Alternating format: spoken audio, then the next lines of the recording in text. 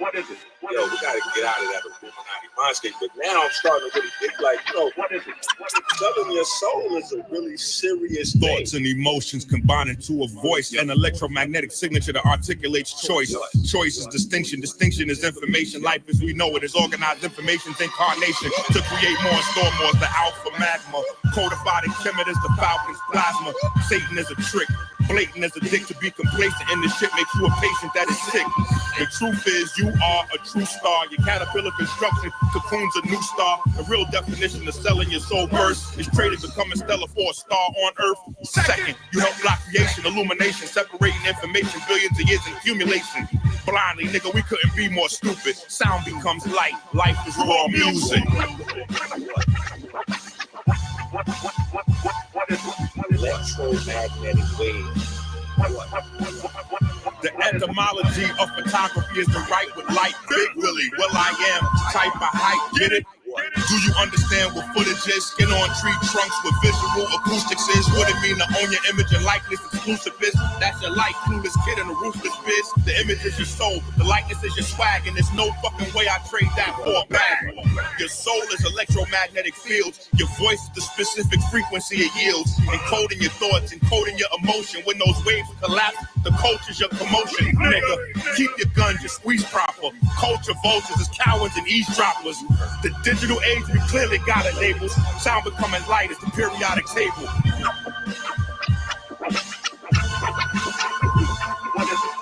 Electromagnetic waves. Electromagnetic waves. What is it? How we didn't know rap could get that big. Buzz is biology, underwriting zigzag zig. That's why the buzz come after the goosebumps. And my shit creating new mumps. Bass sicker than blue pumps. Swinging like it's loose hum. Ain't no stopping us. Infecting the whole populace. Shining like phosphorus. The fiends say I'm all type of dope. I make a photon of firework like a microscope. Light entendres, light forecast. Let's work. Smell me like a broadcast network. Get it? Peripherance is the middlemen that RCA just mimicking. In the Bible, when they lost their blessing, they start burning. 2018 radio turned urban because we started with nothing and did it the best. Sound becomes light, light becomes flesh.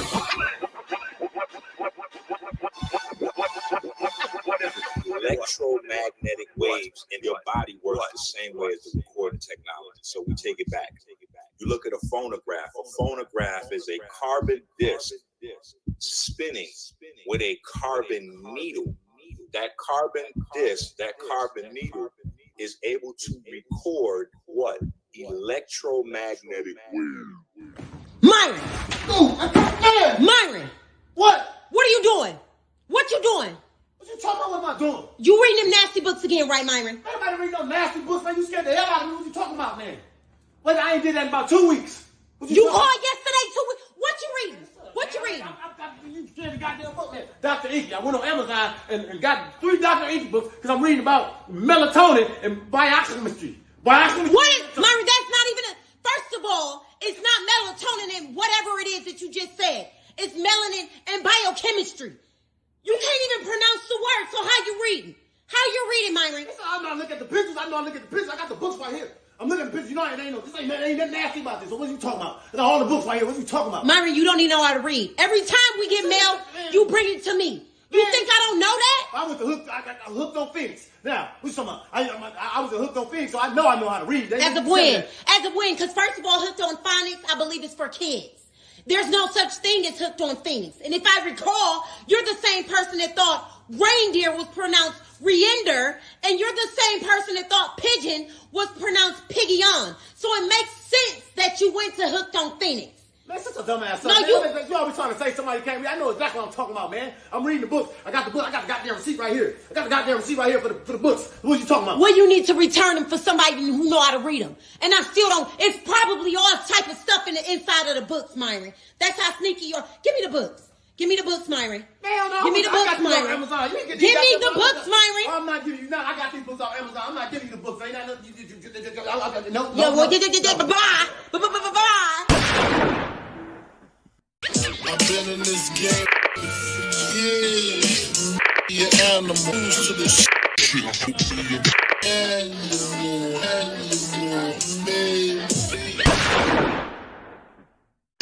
The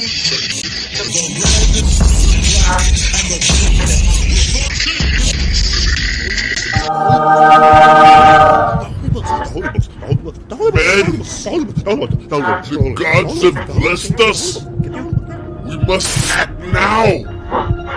We must act now to save us, to save our souls.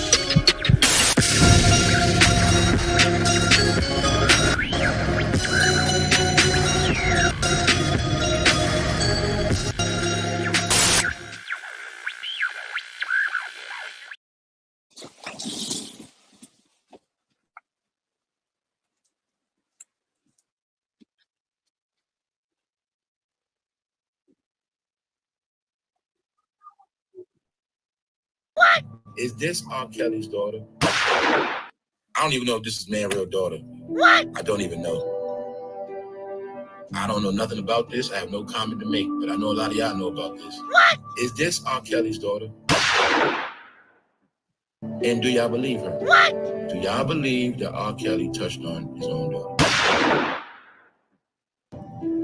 For no fame. There's a brother out there, his page is the number 4, the word no, and then the word fame all together.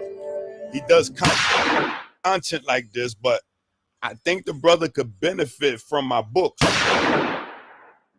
There's Marquavius Nichols on the left and Shannon Stillwell, arrested for the murder of Shamel Drinks. Harvey isn't there to argue body cam of the arrest. Yeah, he's pulling out to Cleveland Avenue exit. All right, he's making a right turn westbound on Cleveland Avenue.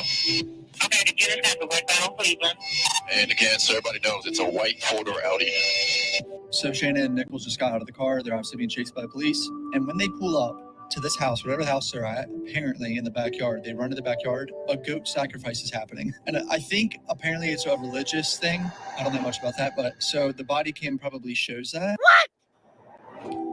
What? YSL members allegedly did a hit. Then when they, escaping or whatever, the helicopter's following them, and I guess either they escaped to this house, or I guess maybe they're saying that there's a random and they were just driving to get away and they just randomly pulled up at this house. But what are the odds that they wind up with a goat sacrifice going on? Like they're getting arrested with a goat sacrifice. After they just did a sacrifice, they wind up going to a sacrifice. You have got to be kidding me. You just cannot make this up. You just cannot make this up. Okay? And as a Haitian, I'm going to say there are spots and spaces where maybe you shouldn't jump to a conclusion when you see something like this going on. But for the little overall purpose and the conversation that we're having, you people that believe that it's just, you go to the studio, you make a song, you put it on the radio, and then you collect a check. Y'all are very confused. Apparently, this co-defendant, Shannon S.B. Stillwell, got busted on murder charges back in March of 2022. But here's the kicker. He was arrested during a religious ceremony involving the sacrifice of goats. What? Yeah, you heard me right. Goats. What? So, during one of Thug's co-defendants' arrests, they found some wild stuff. A so-called religious ceremony involving the sacrifice of goats. What? Yeah, you heard that right again. Goats. Prosecutors are claiming this co-defendant, SB, is also part of the YSL group, just like Thugger. Now, Thug's lawyers are arguing that talking about this goat sacrifice won't do any good and could mess with the jurors' heads.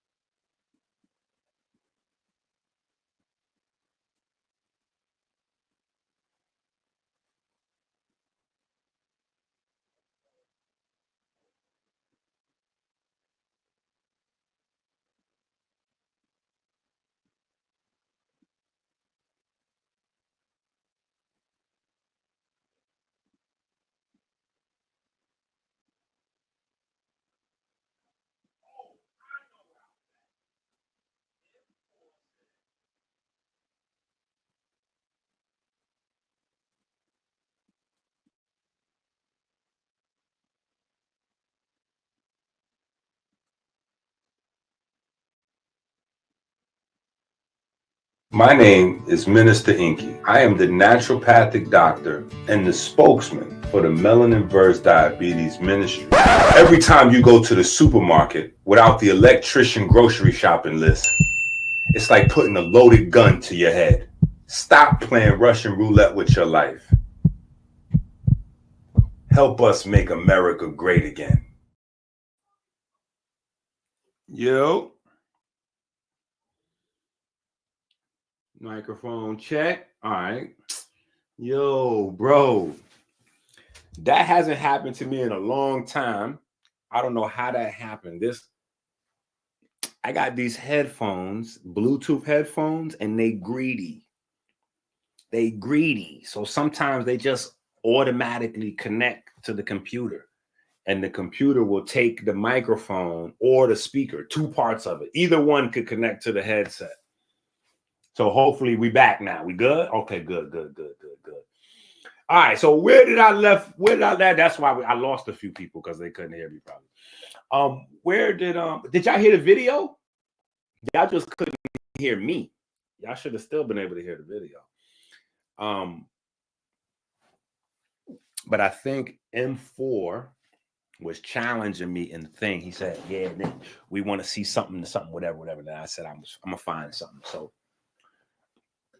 I was digging in the stash. Now we're gonna get to the science, but I just wanted to show something. Okay, cool. Let me see if I can find.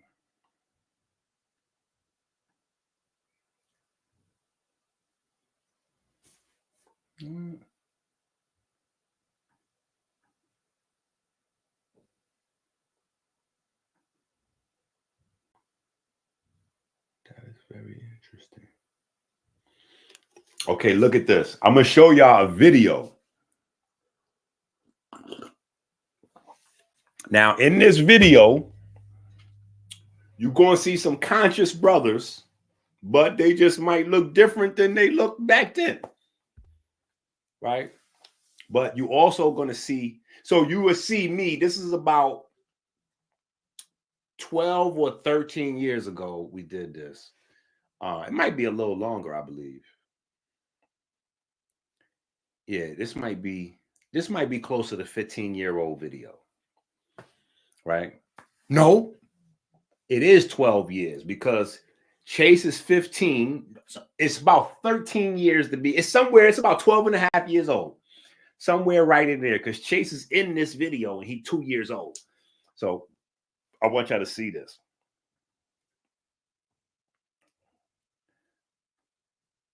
Check this out.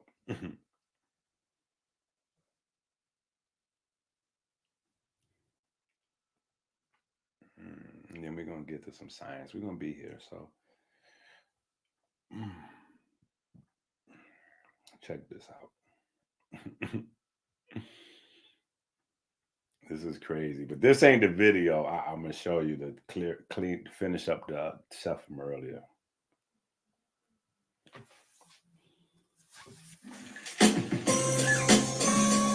Yeah, fancy black pesos with the motherfucking bird's eye view over the whole motherfucking city right now. Highlight your boy. Bad news, we'll kill you, and niggas know it. So I get a different type of respect when they see me flowing. We got razors, knives, and guns right now, trying to establish our name and take over the town. These young niggas ain't go to school, but they know math. A quarter from a half and keep track of the cash. We got niggas in position, politicians in pockets. Streets will never stop it, at best they can watch it. My life is art, and the street is my canvas. 2 red eyeballs in the black hood waiting to blame shit.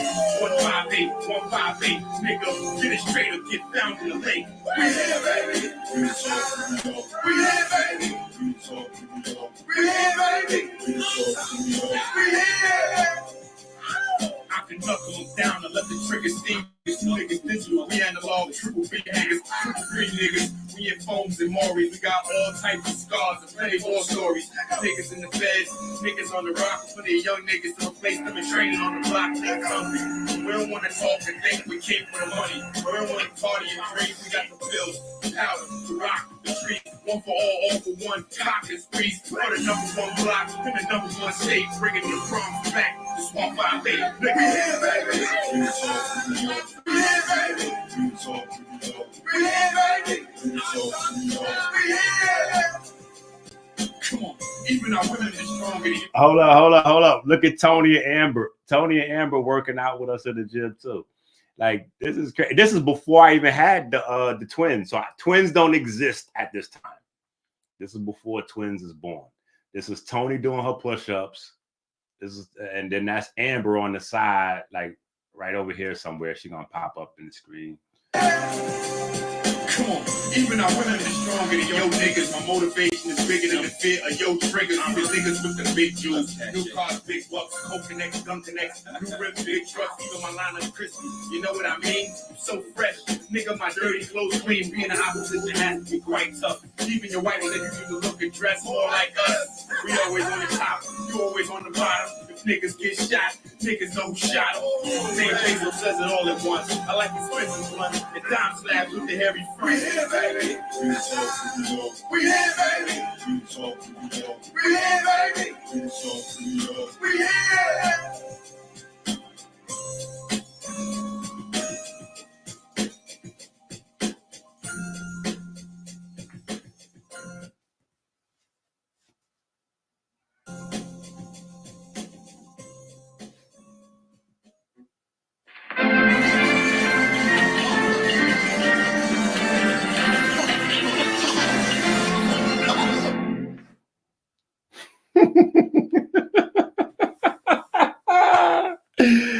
Hey, yo, you see my man Chase? Oh, yo. Yeah, we was wilding a little bit.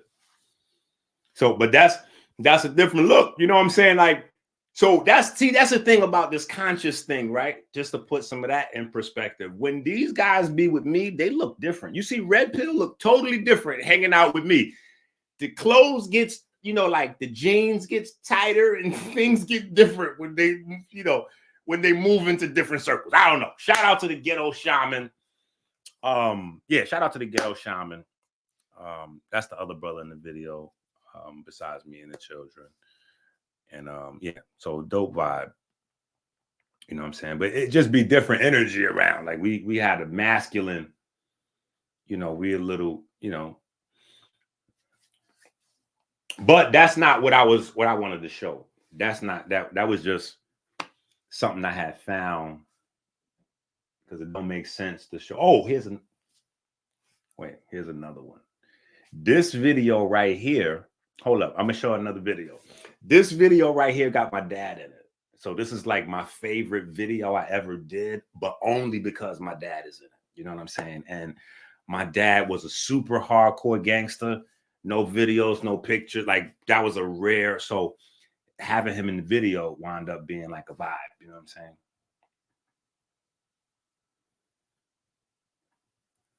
And now, some of the people in the video, dead in jail and different stuff like that. So it's always good to look back at some of this stuff. But even when I was in a different mind state, because now this video was a lot older than that. This right here is probably 20 years old, something like that. Yeah, this is an old video because in this video, Alexis is a kid. Alexis is a kid in this video. And she's in her 30s now. So this video is closer to, this is on the other side of 15 years. So this video is closer to like, the song anyway is closer to 20 years old. I had the camera crew from 106 and Park that actually shot this video too. So it was like a little like my most professional one at the time anyway.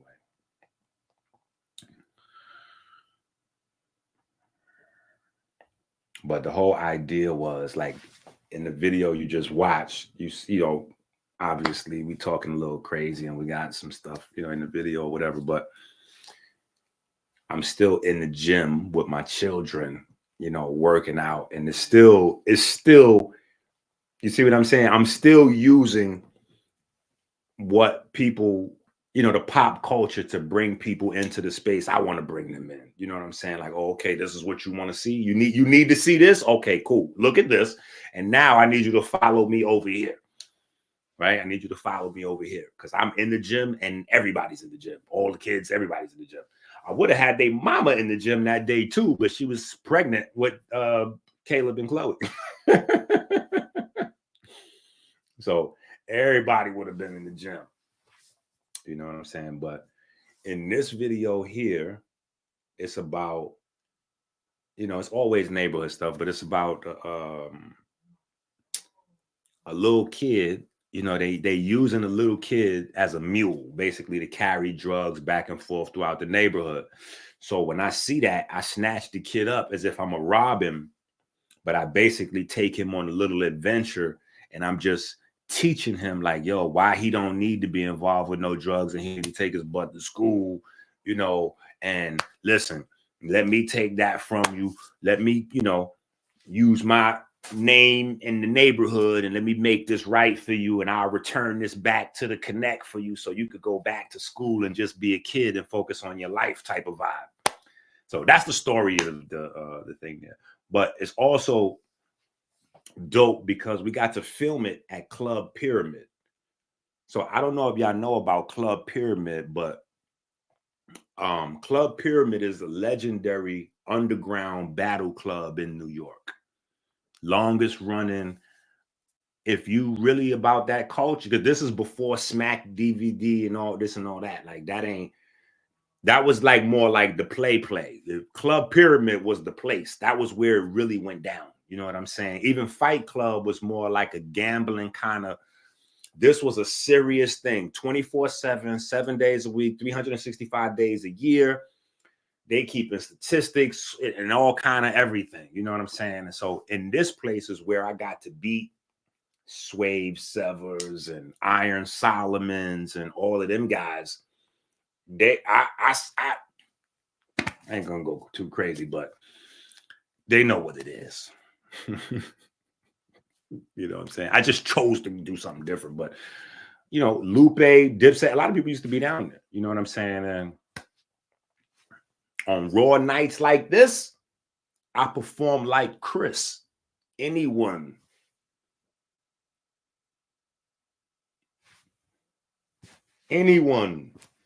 Rios, Wallace. On raw nights like this, I perform like Chris. Parker. Rios, Wallace. There you go. That's the line. Parker, Rios, Wallace. That's like one of my favorite lines of all time because I didn't write that. My little brother wrote that. Shout out to Mello, wherever the hell he's at. He was like, yo, this line is so dope. I can't even handle it. I need you to just have this. Just put this in one of your joints. I was like, in my mind, I was saying, hell no, I'm not accepting no. But the way he presented that bar to me, I was like, there's no way I could turn this down right now. Like, but anyway, let's get to the show. I told y'all we was coming back, though. Y'all thought I was playing.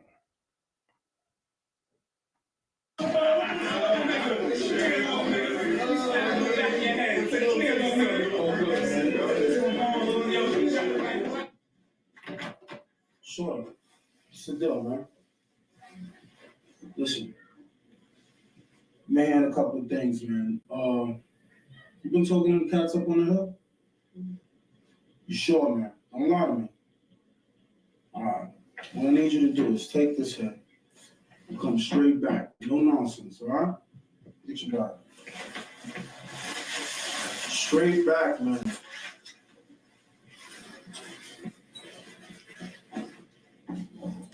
You know where you're going, right? Straight back.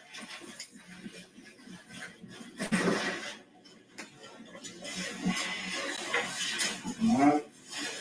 I'm singing as soon as you come straight up. What's really good? What's really good? I got millionaires looking calling for me, so I could be where the millionaires niggas might be, and see what the millionaires niggas might see. So the next couple mil come through, coming to me. Yeah, I've been known to buck and slide, so when infants can see me, they duck and hide. Realistically, it's nothing stopping me, fam. I spit game like the Monopoly man. We keep it popping like kernels, with chicken like kernels on the street, with my feet packing heat like thermals, cause it's cold out here. You lose your soul out here. Shot for zircons and 10-karat gold out here. I'm trying to move up to an office and a secretary. Malcolm X style, by any means necessary. Which throw and smash, we sit on cash. We don't know exactly how long this shit gonna last. That's why we keep our boots laced. Keep on the screw face. Rap need a new face with more than a wide mouth and toothpaste. You know what it is, we pulled off sticks. We only cop OZs, homie, chipped off bricks on the spot. And we don't mind paying 30 plus to make sure the raw pure, no dirty stuff. That $20 should come already crushed. They just weigh it, bag it, and serve it. They have pop. What's really good? What's really good? What's really good? What's up tonight? What's really good? What's really good? What's really good? Fancy black pesos. What's really good? What's really good? What's really good? What's up tonight? What's really good? What's really good? What's really good? Fancy black pesos. I'm trying to do something most can't see.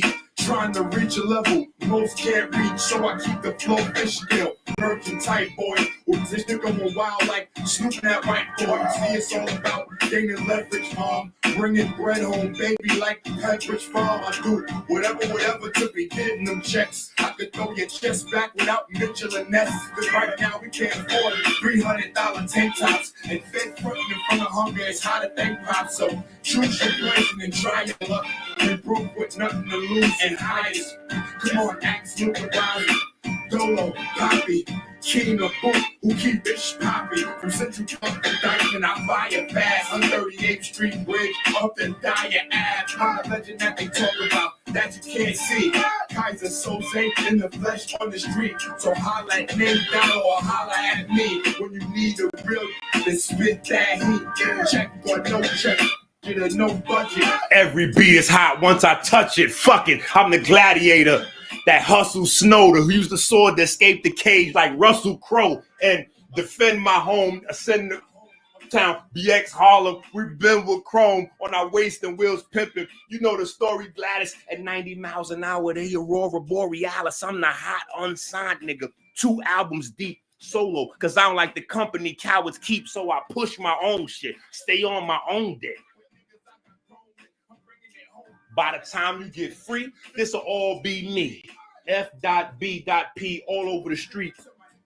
Bent, parole, give you my soul. I won't settle for gold.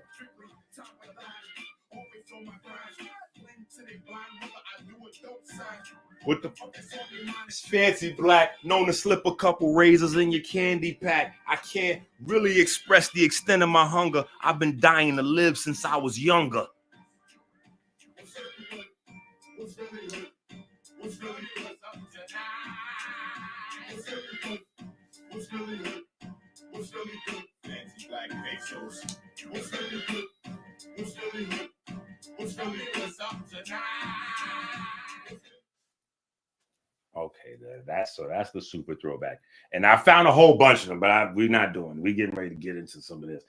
Anyway, I found those while finding this. So finally we get to this part, but let me just cut this because there's scenes that, yeah, I'm not fully, totally comfortable with some of these scenes.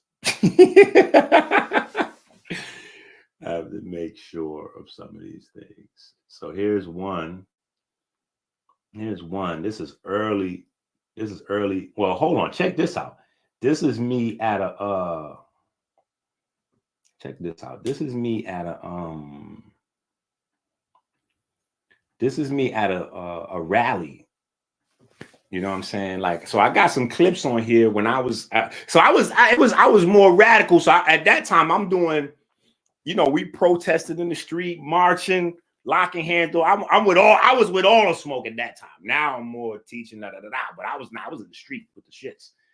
So this is one of the, I forgot what this was. We was protesting something, but I got some footage from a protest. I don't know what the hell we was talking about.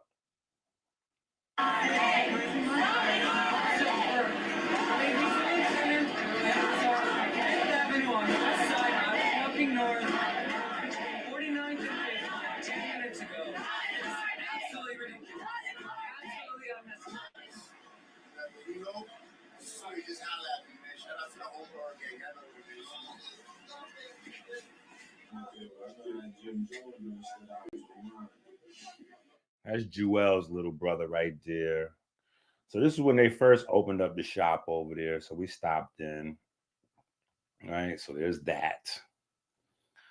Let me see. Let me see if we got any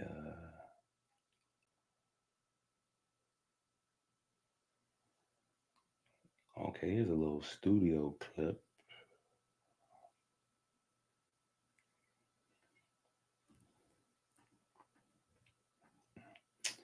Just these clips, I don't know what to show because it'd be so much crazy stuff in these old clips. Call your man, catch a cab, hop in the whip, hop in the skip, cock it and spit. But the police is ready. I don't know. This is, yep, that's one of those spots. Hold on. So that's another, yeah, let's fast forward that spot. There's a lot of those types of spots. So yeah, I was just another type of guy in my childhood. Okay, so here's me going somewhere. Let me see. This is one of them damn buildings. Okay, let's watch this.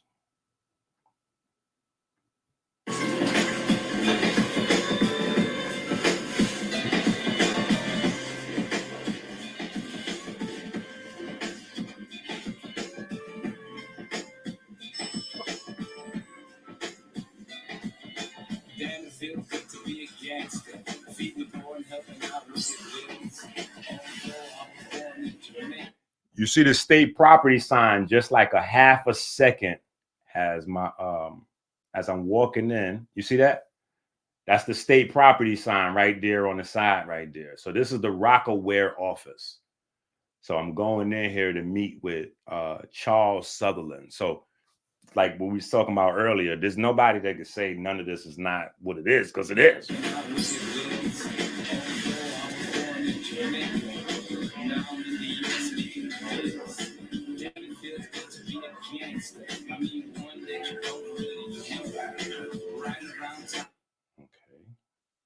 Hold on. There'd be so much crazy stuff. I'd be having to stop for a second, see what's happening. All right, so wait, it looks like I just walks to the back of the office and goes in there. Okay, that's cool.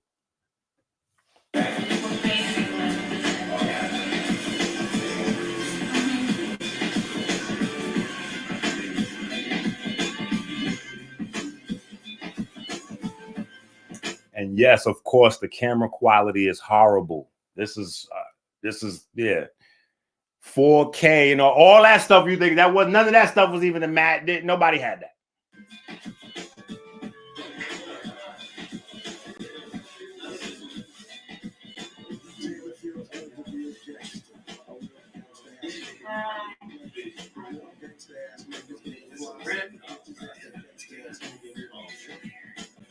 All right, hold on.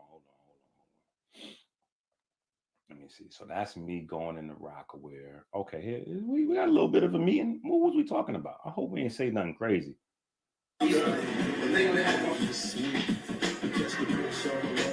That's Charles Sutherland. He was always the head of Rockaware. He was always the head of Rockaware, and it was always weird because he looked like he was related to Dame Dash and him, but I don't think he was. But that was my man.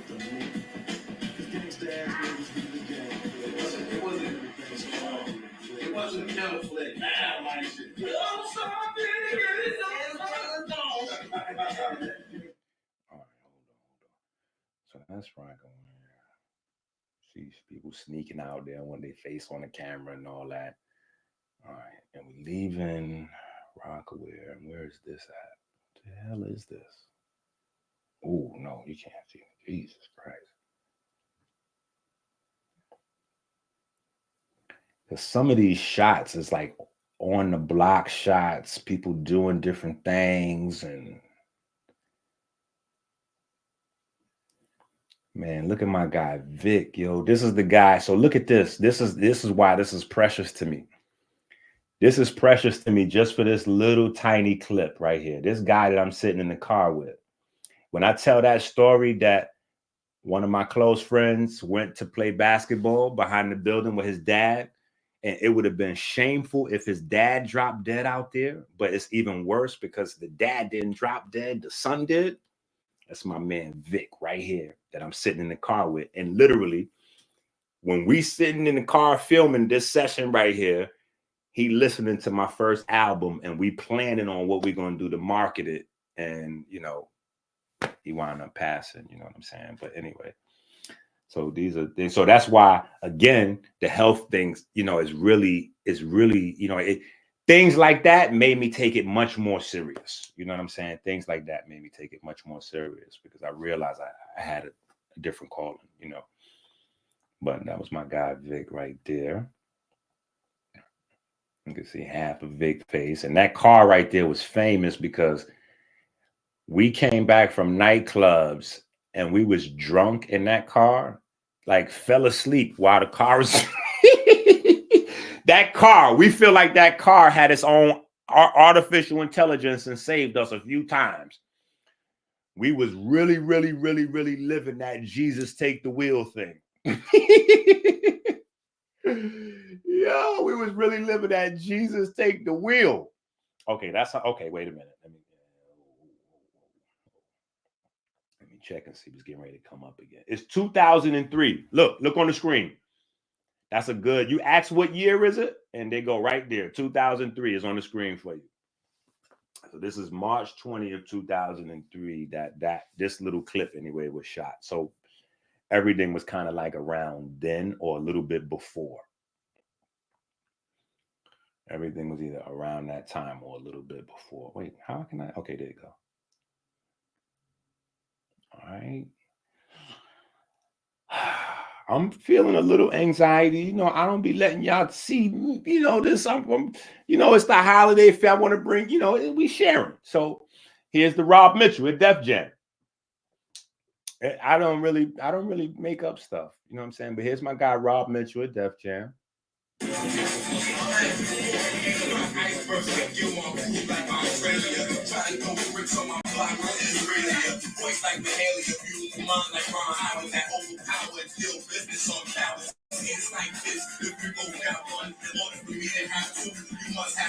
So I get a gun to take yours, you get a gun to keep yours. I got friends, you got friends. Now this is street wars, and it ain't gonna be largest. It's gonna come down to who's willing to go the hardest, catch more bodies, create more charges, put more work out, flood more markets.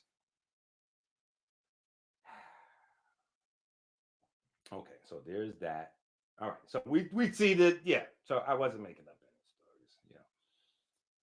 Let me see if there's anything else safe or, yeah, safe or worthwhile. Oh my goodness, there's no way. There's no way. Yeah, there's no way.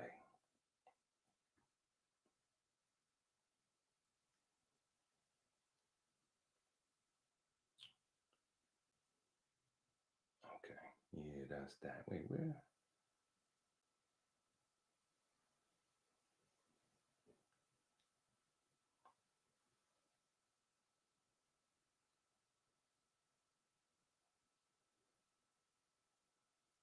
Where's my Dag, you know what? I thought I had some footage of me battling somewhere on this joint.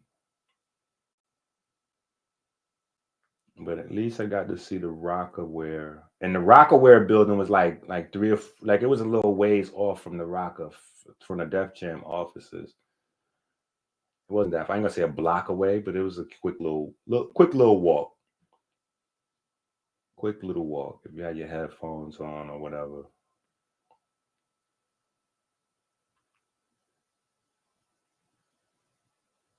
All right. So that's that. All right. So we got that.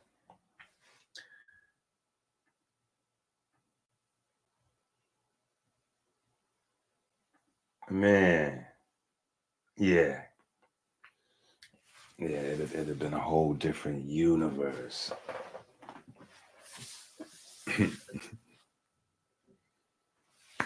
Man, I was in the I was around the music my whole life. It's a lot of people that's angry with me to this day. You don't understand. I have people that's still at me, family, non-family, that's like, yo, when are you gonna put that salad shit down and get back to the studio? Like, you need to stop all that vegan, let them people figure it out. You done told them enough. They got the books. Go get back to the music. I'm like, I never left the music. I'm still teaching music. So you just don't fully understand music. They be like, all right, there you go. I'm like, yo, this is all music. Sound becomes light. Light becomes flesh. You know what I'm saying? So, yeah. But I'm happy though, because I know, I have friends, I have people, and, people still moving around. In that video that I showed when I was on stage performing, the light-skinned guy with the black coat right next to me, his nephew, I took him, I showed him all. His nephew is the one that runs Will Smith whole movie company, Overbrook. Yeah. And, before he went out there, I had him in the studio with me, training him, teaching him how to rhyme and all this kind of stuff. So, I've been around the world. Right? So,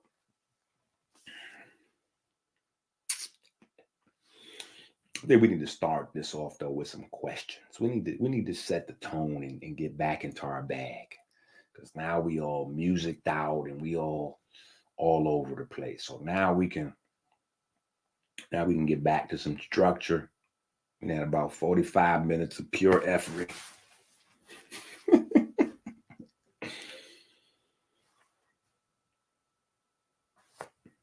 Yeah.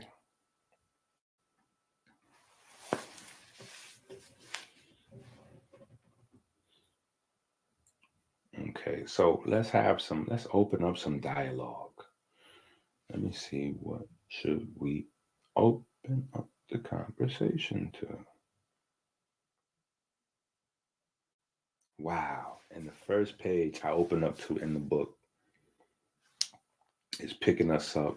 So maybe that's what we should be discussing, is the beat machines, and pick up where we kind of left off with that. Right? Where do we even start with that conversation? Do we start with the conversation of who made the beat machines? Okay, let's just look it up and we'll talk. We'll just talk some stuff through as we go through some stuff. I think discovery is a good part of learning. So sometimes it's interesting to just see some stuff. So let's go ahead and where do we start this at? What's the most high? I know I know they was on them joints that the drum machine, but the drum machines, the MPC, it was the MPC drum machines. Right? This was it. This was there. Everybody was crazy on these joints. This is what it was all about. Right? So you can't claim to own the industry if you don't own the tech. So remember, I was asking that question earlier. Is it a record business or recording business? Is it a record business or is it a recording business? Right? Where is the money generating? Record sales? Nope. It can't be the record business because you don't make money from record sales. I mean, not like the money that allows you to live, right? The money that allows you to live is your royalties, right? So obviously, as an artist, the business, it's not, you're not included in that part. So it's not selling records. So it's recording. It's a recording business, right? So that's why you sign a recording contract. And when they give you that money, they're giving you that money to record. They're loaning you money to record. That's what it is. So I want y'all to understand. Matter of fact, let me write this down. So we got our first point. This is the recording business. The business is damn near concluded after you finish recording. The business is damn near concluded after you finish recording, because guess what? Now,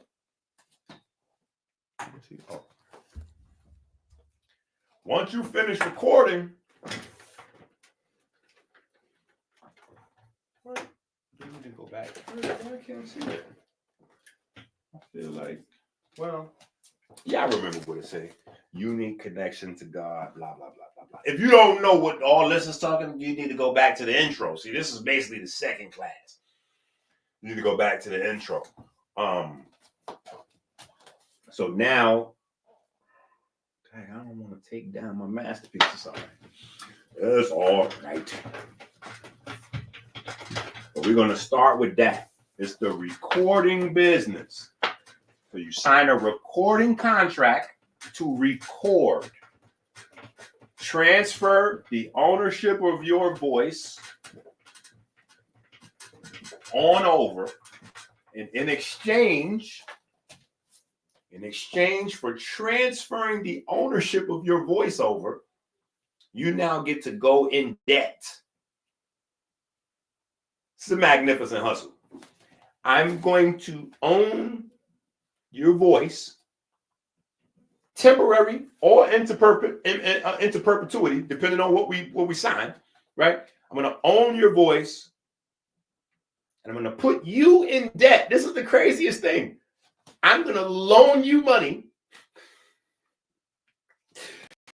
Do you understand what I'm saying? I'm going to loan you money. I'm not paying you for your voice. I'm going to loan you money. You're going to record. The recording is going to be mine. But I didn't give you nothing. I just loaned you some money so that you would have enough money. Listen to this. I'm going to loan you some money so that you will have enough money to come into my establishment and make a record, right, of your voice. I'm going to have the rights to use this to do whatever I want to do with it. I'll generate the money and that will come here. You, on the other hand, will be in debt to me because I just loaned you a big amount of money to make this recording. So now, in order for you to get the money back that you owe me, you now have to take this recording and get out there on the world and work it off. Like, wait a minute. Hold up. So I have the voice, and somehow I have to borrow money from you at an interest and then give it right back to you so I could record something that you own. Wait, what just happened? So you gave me nothing. In fact, you gave me a negative. Here's negative amount of dollars. And then I'm giving you something of actual value. I'm giving you something of actual value for a negative, a debt, going in debt.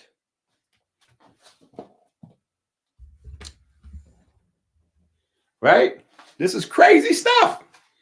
Like we just never think of it this way, because if you've never been around this stuff and you've never been around the people, you can't really understand why people are high. where the drugs are coming in. See, you don't understand where the drugs is coming in. The illicit, like where people can't function.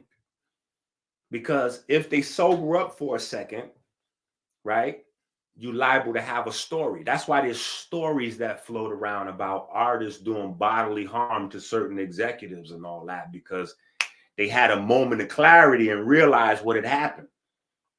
But you now contracted up into all kind of stuff, so it's not much you could really do because you contracted. Now you could bring courts, police, and all kind of other stuff to validate your robbery, because all contract law is good. Nobody forced you into this deal. You signed this. And that's why it becomes a deal with the devil. It becomes a deal with the devil because it's figurative. You're being tricked. You're selling something of value. You're selling something that's divine for nothing. And they're putting you into slavery with it. Right? So that's why that contract was always, oh, that's a deal with the devil. Because it's a trap. It's just quicksand. I'm putting you in bondage. Think about that. Always remember, bond is debt. See, this is the beauty of having worked on Wall Street. A lot of those basics always stays in my mind. Oh, here we go. Just remember this. Bond is debt. Bond is bondage. Right? And what we talking about? Deviant sex, right? Deviant sex, they put you in bondage, right? Yeah. Debt. Be surprised how many spaces these little things pop up. Right? So, we'll start with that. Debt, bond, bondage. Right? Because I got to work to erase this whole board. Board's not working with me right now. The board is mad with me because I haven't used the board in so long. So the board is like showing his ass a little bit today. And it's cool because I owe the board some love and some time. And that's another reason why I was like, no, we're going live again. Because the board was talking to me like, come on, Inky. This is whiteboard Inky. The people love it. They missed whiteboard Inky for a while. When I did too many whiteboard Inkies, they was like, yo, where the green screen? That was like, yo, nah, it's getting cold outside. It's time for us to get busy. Right? It's time for us to get busy. So, okay. Debt. So, we got to get with this tech, though, because the tech story is still a thing, right? And that's kind of what I wanted to go through. But I got so many stories attached to this stuff. I got to curb my inner griot. Right? So let's look at when these things was made. Wow, look at this. This is crazy. Yeah, this is history right here. It's the MPC 2000. That's history right there. That is crazy. See, that's how much of a junkie I am, though. I still got little pieces floating around. Yo, I still got little pieces floating around. Hold up.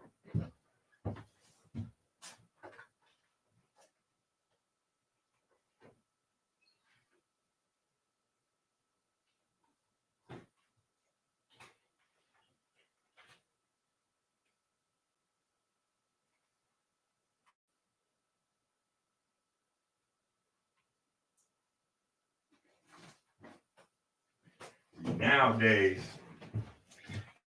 because the computer got everything, now you can just get this little tiny thing, cheap. It's called the Launchpad Mini. Launchpad Mini. Yeah. And, just to play, just to play around sometimes and get a little nostalgic. But everything is in the computer. See, this stuff here, these serious beat machines, these is before laptops and all that made stuff simple. Right? But let's look. Let's get some years. Let's get some time. Actually, can Wiki help us?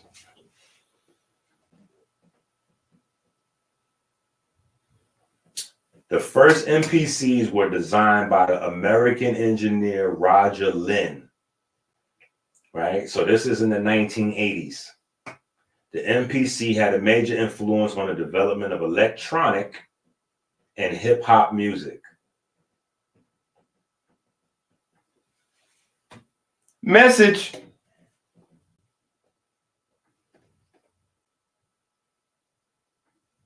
Read that again. A major influence on the development of electronic and hip hop music. It led to sampling techniques and DJing studios and blah, blah, blah. All right. And getting their roses in and all this and all that. Okay. All right. So, yep, that was the thing on that MPC 2000. Boy, that was the crazy. That was the joint. All right. So, let's see what else was popping. I remember this was my favorite right here. I wasn't in that generation of folks with the with that, but I was definitely the Roland. I was definitely a Roland guy. Definitely had my Roland 808 joint. Yep. Let's see what Wiki got for us. Oh, here we go. Commonly known as the 808 is a drum machine and came out between 1980 and 83. It was one of the first drum machines to allow users to program rhythms instead of using preset patterns. Unlike its nearest competitor at the time, the more expensive, the one we just looked at, the MPC and all them joints.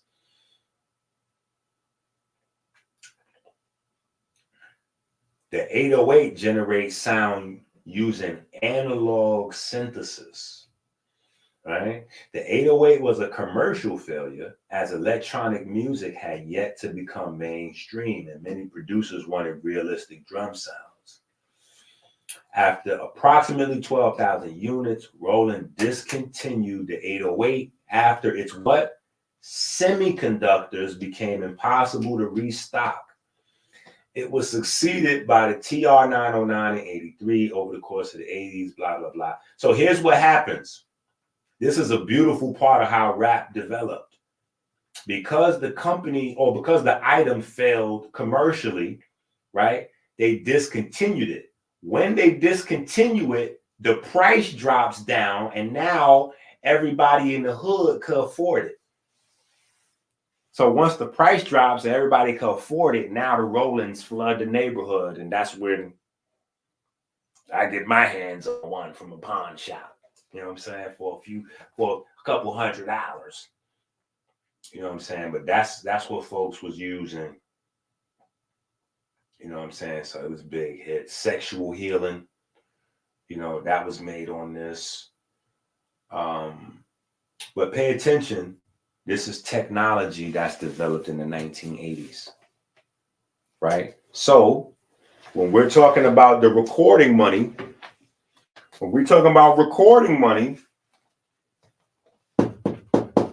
that money that's putting you into bondage,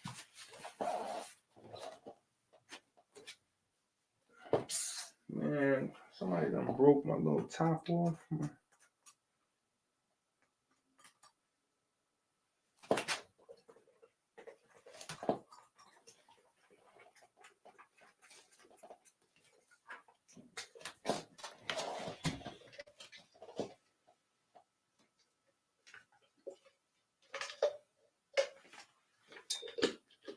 Okay, that's a little bit.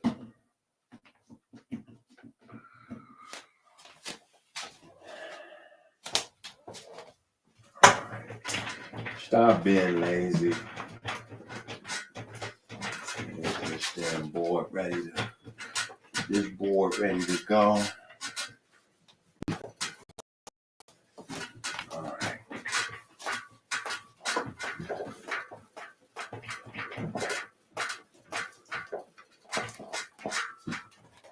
All right, so we got the 80s.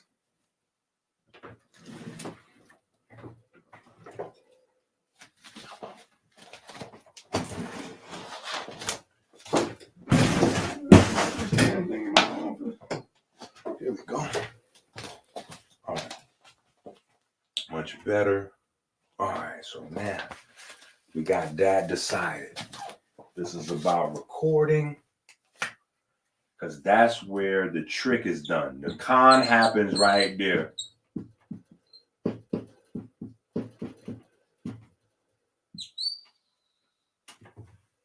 Right? And how weird is it? Or maybe you might not think it's weird at all. I want your opinion. But how weird is it that when they make this initial recording, it's called the masters? It's called the masters. This is my masters. Yeah, that's a master copy. Later on, I had to explain to somebody in the studio. I was like, nope, there's no difference from the master copy to the other ones. You know what the master copy is? The first one. It's not special. It's just denoting ownership. It doesn't really have anything to do with the copy itself. It's more about, you know, rights and who's getting what and blah, blah, blah, blah, blah. It's not the physical thing. It's more about this stuff here, right? So anyway, the tech that comes down to us that's in the 80s. All right, let's go back over there and see what else we can get on this tech. Right? So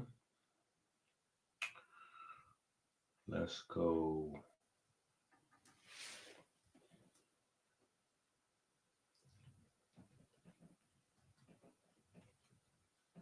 Yeah, let's take a look at vinyl records. You could do that. A phonograph record, also known as a gramophone, especially in British, or vinyl record, is an analog sound storage medium in the form of a flat disc with an inscribed modulated spiral groove. The groove usually starts near the outside edge and ends near the center of the disc. The stored sound information is made audible by playing the record on a phonograph or gramophone or turntable or record player, right? Which is what it became later, right? Those are the evolving names. Records have been produced in different formats with playing times ranging from a few minutes to around 30 minutes a side. All right, blah, blah, blah, blah, blah. The phonograph record was the primary medium used for music reproduction throughout the 20th century. It had coexisted with the phonograph cylinder. From the late 1880s and had effectively superseded it by around 1912. Wow, that's an interesting time period. That's a hell of a time period in science, right? What's going on? Who knows what's going on at that time period? If you watch me long enough, you should know what's going on in that time period, because I say that all the time. That's my favorite. That's the window right there. 1880 to 1912. We're still living in that time period scientifically. That's where we still live at right now, right? So 1880, you coming with the real finalizing and understanding of what? The science of electromagnetism is in that space. That's literally the window when the stuff that we know today as the science that undergirds or underwrites our understanding of what electromagnetism is, or alternating electric fields and magnetic fields, giving us the radiation we call light. That's in that window, right? And then coming behind that is who? Max Planck, right? Max Planck is black body radiation. It's coming right in the same pocket. And then what else? After the black body radiation and you go from there, you're going into my man Carl Landsteiner, right? Carl Landsteiner is when you start getting into the blood, right? So I like that sequence. And they start getting into the electromagnetism, figure that out. They're like, oh, this is crazy. So from going from the electromagnetism, right, then going to black body radiation. So literally they go from studying the what is it, right? Like when you hear me on the song, what is it? What is it? What is it? How we didn't know that's the hook is what is it? But I didn't make that up. And some people are like, but what does that mean? That's because y'all don't study enough. If you don't know what that what is it is, see, that's how I can tell who be studying or not. That's how I can tell who be studying or not. That what is it? If you ever read the Egyptian Book of the Dead, then you know where that what is it comes from. That's where that comes from. That's from I lifted that right out of the Egyptian Book of the Dead. And in the book, when I go through the lyrics, before I get to the lyrics, I go through the chapters that I got that from in the Egyptian Book of the Dead to let you know where it came from.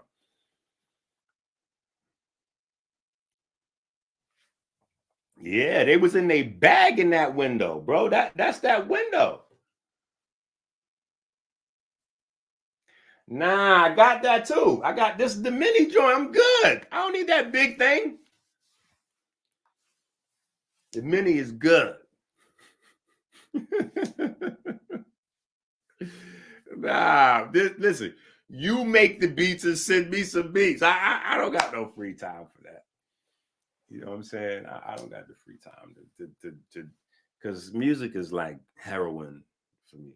I can't even do it. Like a lot of people be wanting me to record stuff. I can't record even just a freestyle. It's gonna wind up. I gotta dedicate like a large. I gotta do an album. You know what I'm saying? Like I can't. You know what I'm saying?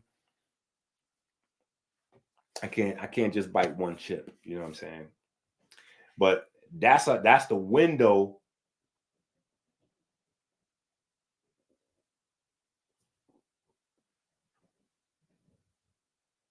That's crazy.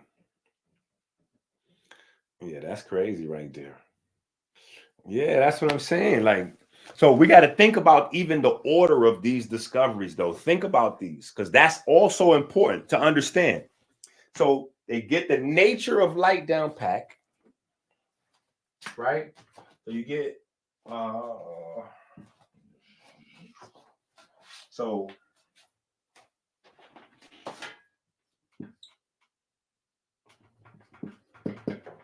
the nature of light.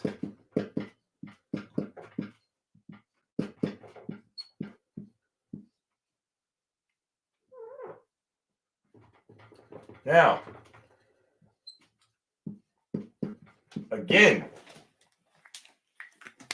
for all of you goofy folks that don't know the essence of masonry, this is it right here. This is the essence of masonry. Not from a goofy guy that's telling you about Illuminati and weird stories, but from somebody who has been a Mason more for the most part, for the most of the time. I'm 47.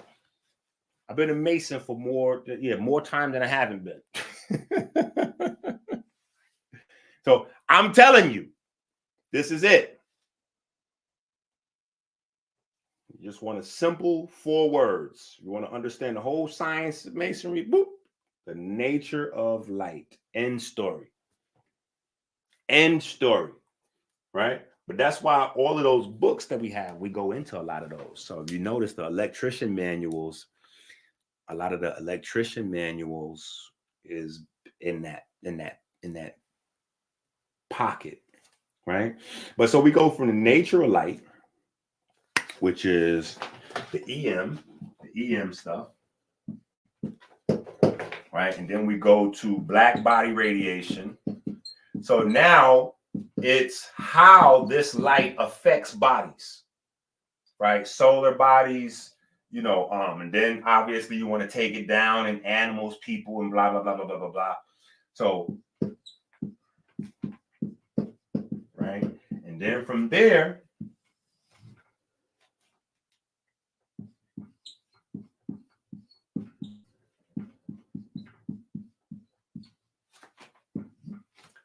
that moves into the science of the blood, right? That moves into the science of the blood, right? So all of this is done long before the music stuff comes along. I need y'all to understand this, because this is a very much a part of your music business. This is very much a part of your music business, right? This is the music science. This is the music science right here, right? Yeah, the history of music. It's too much to talk about in the history of music, but you've had like there's been instrumentalists that were so crazy, like they could literally like control animals with a violin, or like it's been some crazy stuff with music. Like music is something totally different than people think. The way it intertwines with your body, your brain is only hardwired for music. Your brain is only hardwired to process the outer world as music. I need you to understand that. The only way you can quantify sound is with number. So this is why our world is mathematics. But the problem developed in science when they wanted to keep regular people locked out of the higher understanding. And so this is what also happened, and this is where it got whack. I ain't gonna say right there at the 1900 mark, but like right somewhere after, somewhere around 1920-ish. Somewhere around 1920-ish, it got crazy. It got crazy because remember, okay. Let's work something over here while we got this right here. We're gonna put something over there on the other side, right? We're gonna put this here, right? 1865. What happens in 1865? I want to see y'all put that in the chat. What happens in the year 1865? Come on. What happens relative to black people in the year 1865? Come on. Let me give y'all a minute too.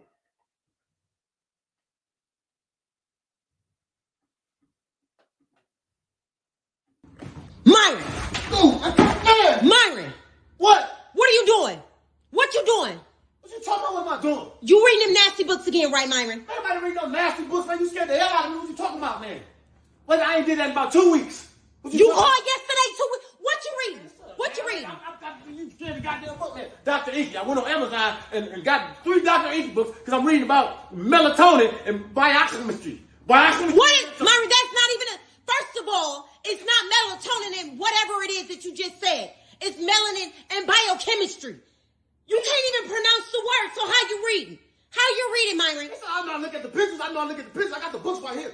I'm looking at the pictures. You know, this ain't nothing nasty about this. So what are you talking about? I got all the books right here. What are you talking about? Myron, you don't even know how to read. Every time we get mail, you bring it to me. You think I don't know that? I got hooked on Phoenix. Now, what you talking about? I was hooked on Phoenix, so I know how to read. As of when? Because first of all, hooked on phonics, I believe it's for kids. There's no such thing as hooked on phonics. And if I recall, you're the same person that thought reindeer was pronounced reinder, and you're the same person that...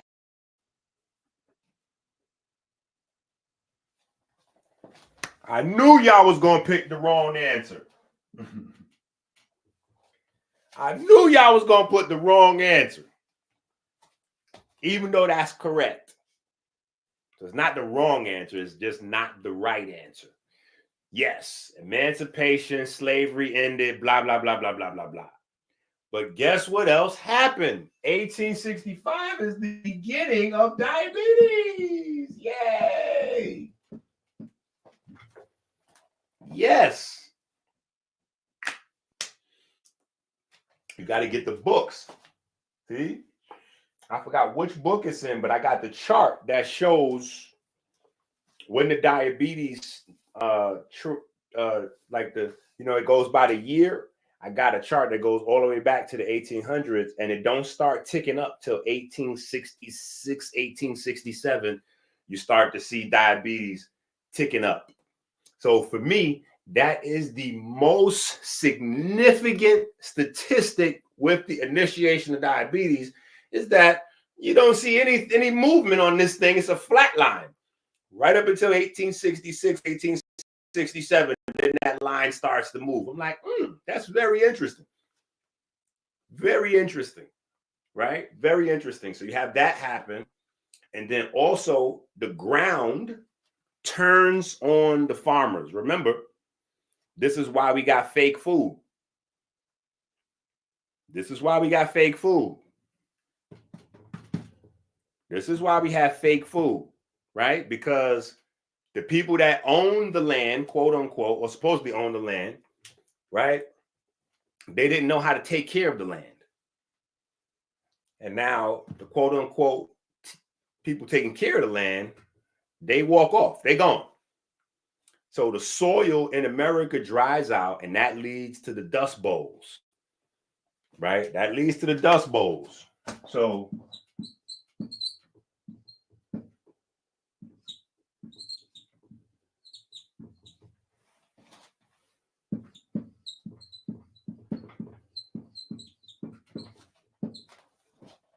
right? So 1865 to 1933, we get dust bowls.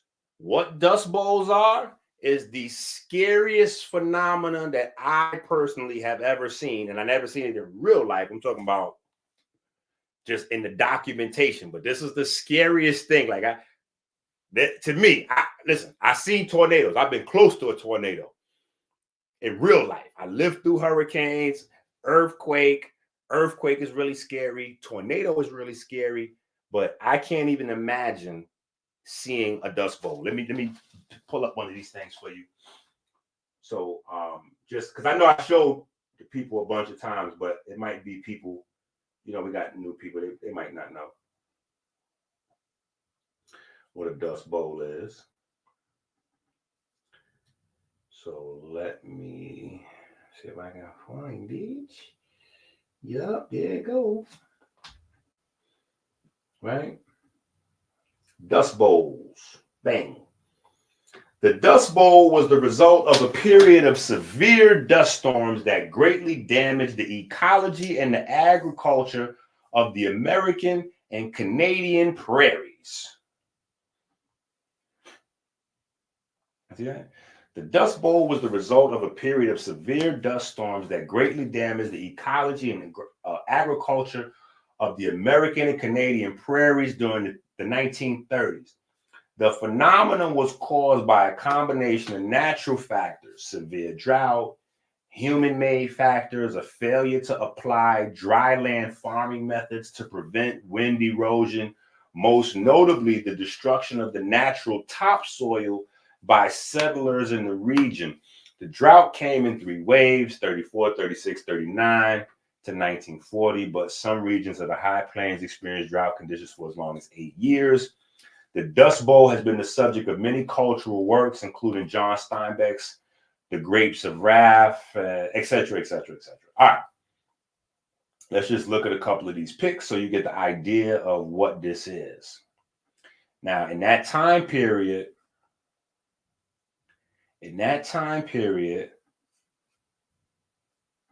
slaves was looking at these dust bowls as God or God's revenge. So, politicians, they got to come up with some answers that work for them and their constituents. So they put their scientists to work to figure it out, and they came up with the drought and the topsoil and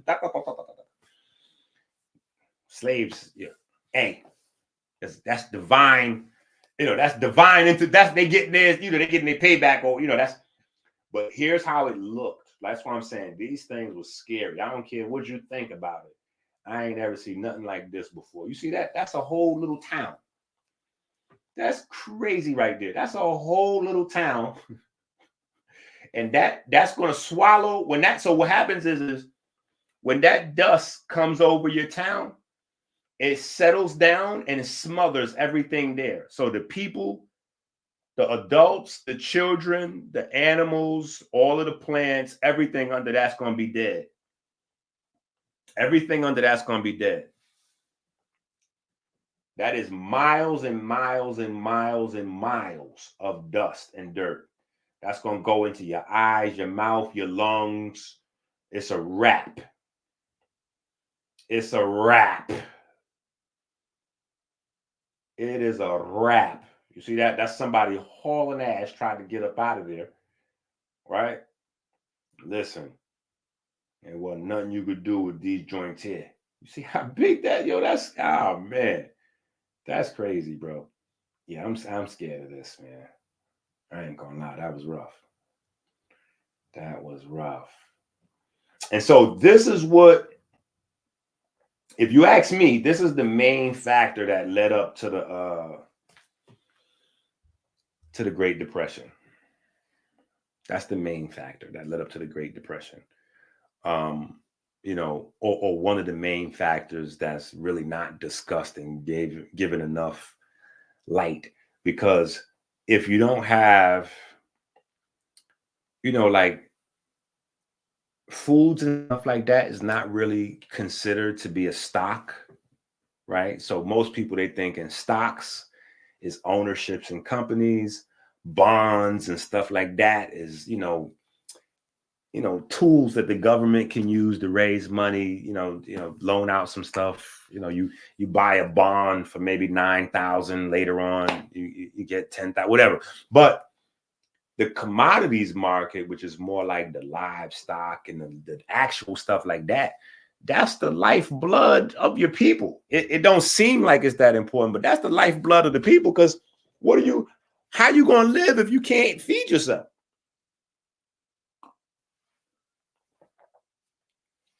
Everything going to collapse. How you going to live if you can't feed yourself?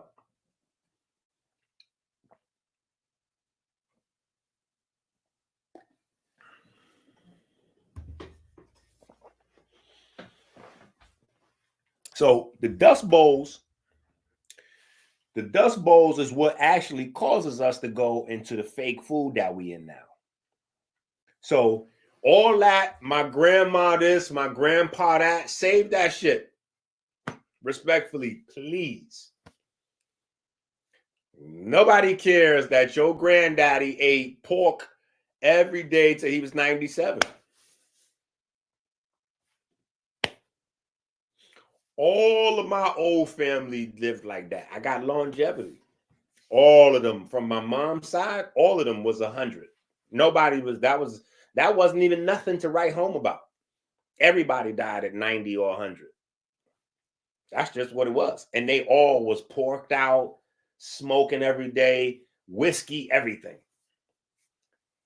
Those people is from a different world than us. I was talking to my bro earlier. He mentioned transhumanism. And I'm saying that transhumanism starts right here. If you want a date for transhumanism, it starts right here. This is the date for transhumanism also. Let me put this right here.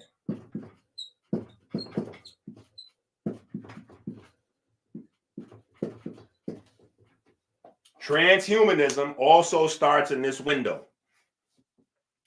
Why does transhumanism start in this window? Right? Okay. First, before I go there, let me address the problem with the transhumanism idea as presented on most platforms, right? And just because I'm saying transhumanism, I'm just going to randomly send a shout out to Siddiqui Bakari, because Siddiqui Bakari, he was light years ahead of everybody with this subject. Like, I got to always mention that. Shout out to him.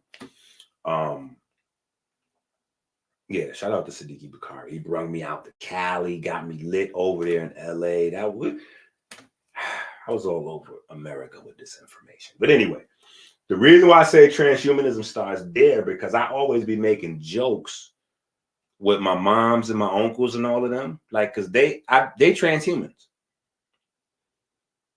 Talk to the older people in your family. I want everybody.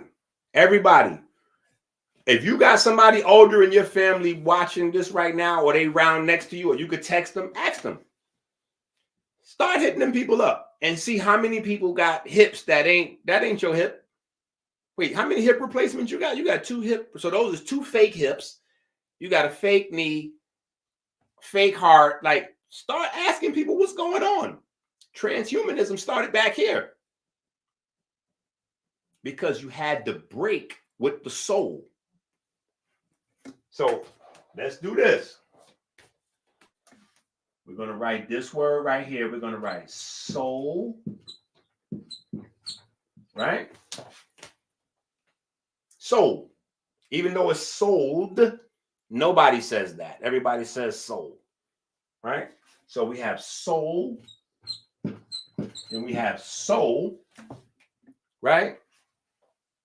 Then we have soul, which is the bottom of your foot.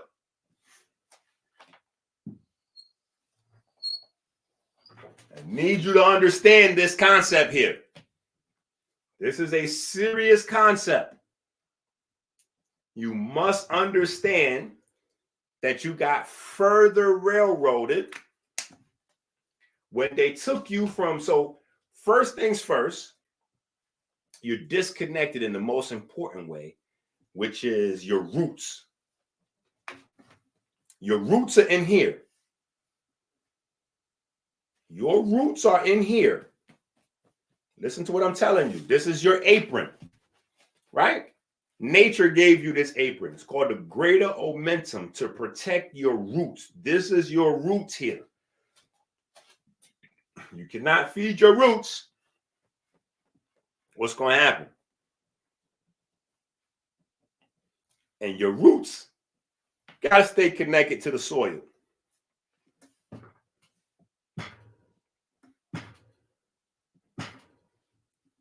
I need you to get this. These are important because your feet was designed to always stay connected to the earth. You was never supposed to disconnect the soles of your feet from the ground, ever. You was never supposed to disconnect the soles of your feet from the ground.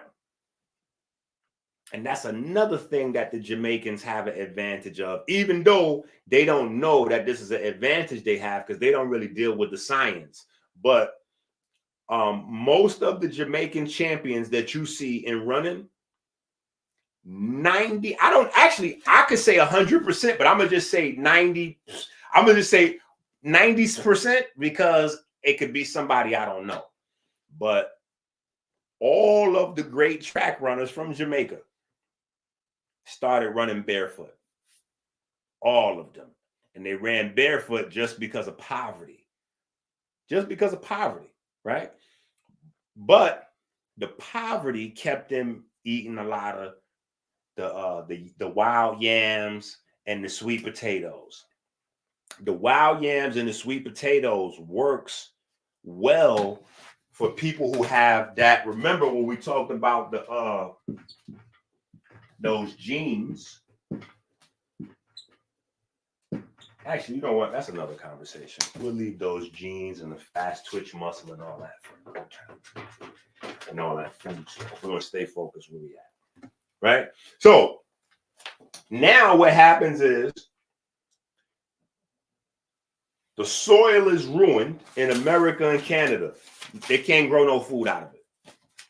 So they have to find a way to chemically recover the soil. So now, because of this, scientists start going in laboratories. They're funding scientists to go in laboratories and try to figure out how to fix the soil, right? So I'm trying to give y'all this where it's coherent and it makes sense because it's all happening. It's all happening at the same time. You have to understand this is a crazy time period. It's a lot happening in this window, right? I haven't even added in like things like, you know, like that whole Inquisition timeline up to the Haitian Revolution. That's one timeline.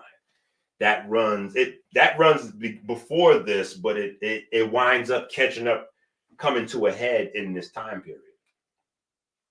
Right? It comes to a head in this time period.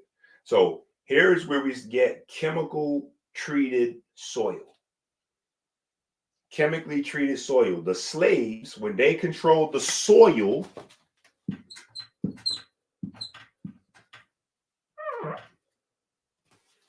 when the slaves controlled the soil, right? Wasn't no chemicals and all that stuff in there. Wasn't no need for it.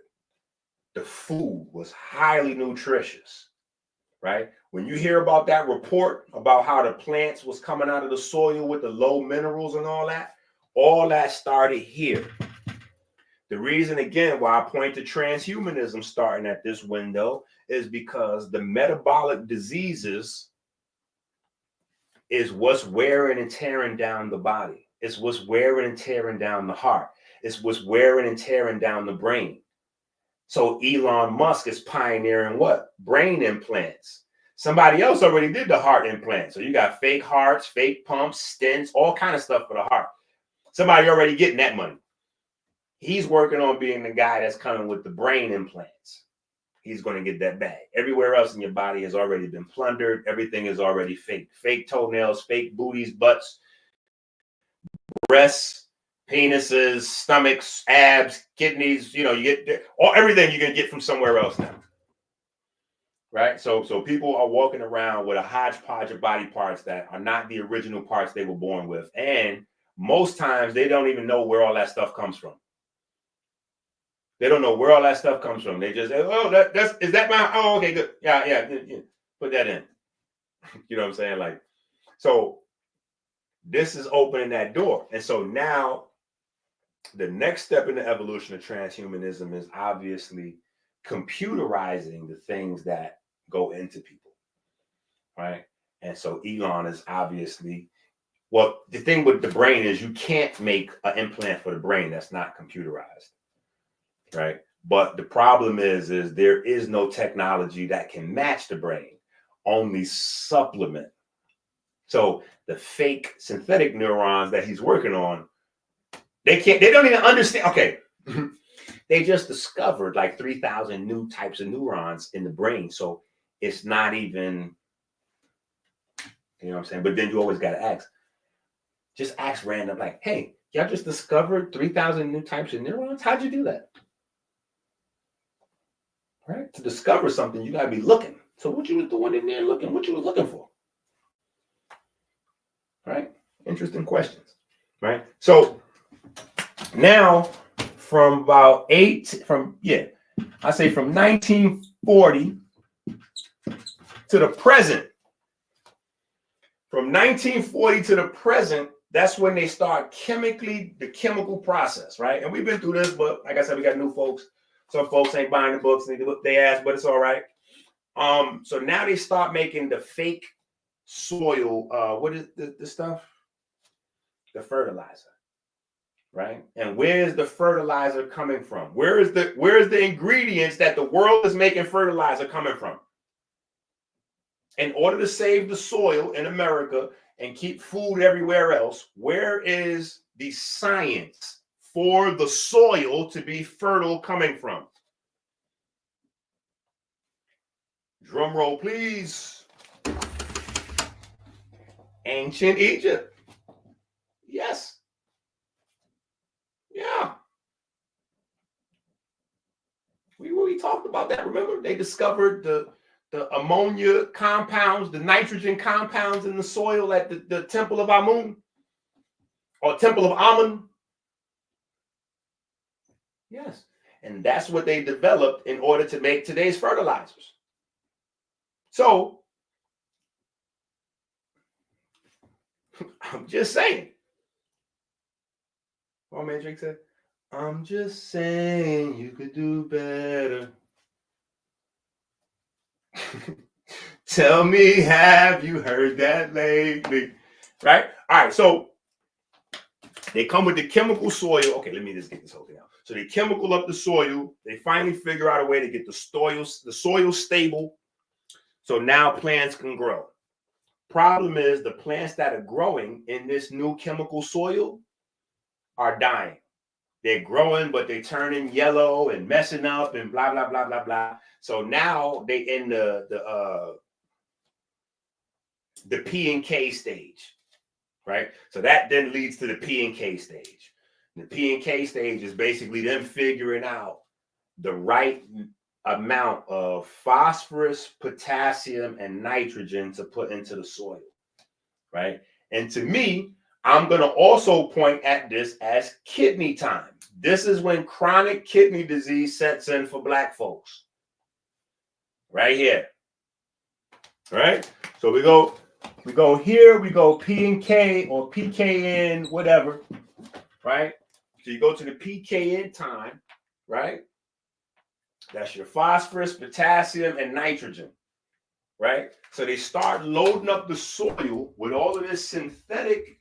I get this out the way. That's good. They start loading the soil up with all of this synthetic potassium, phosphorus, and nitrogen. Right? Now, what this is literally, and this is, I didn't even put this in the book.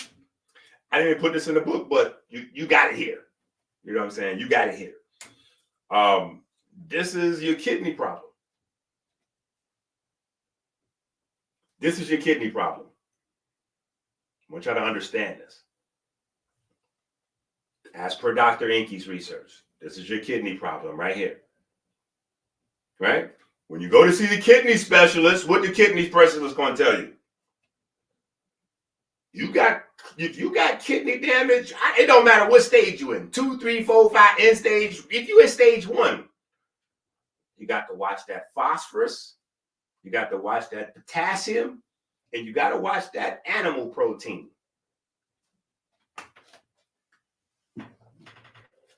That nitrogen, that's the animal protein.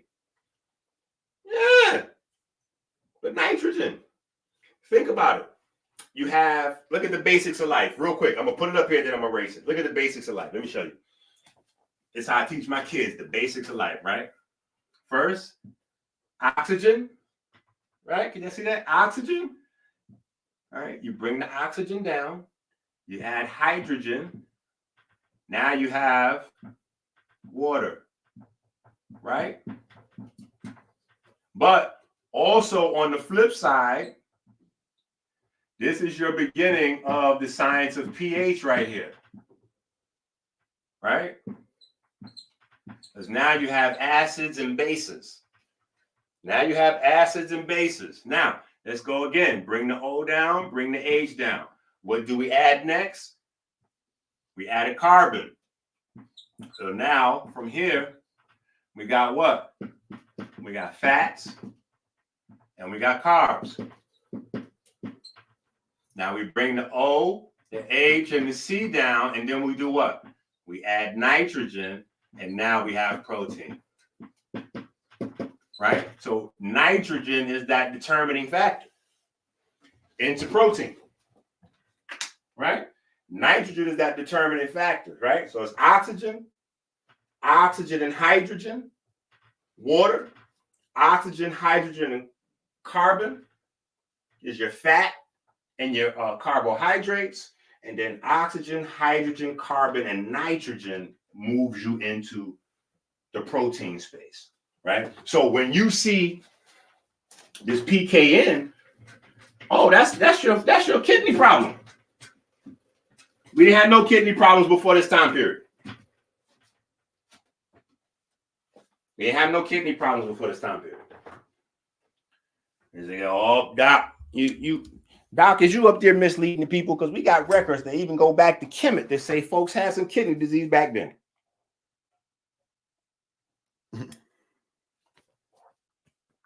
I said, we ain't had no kidney problem.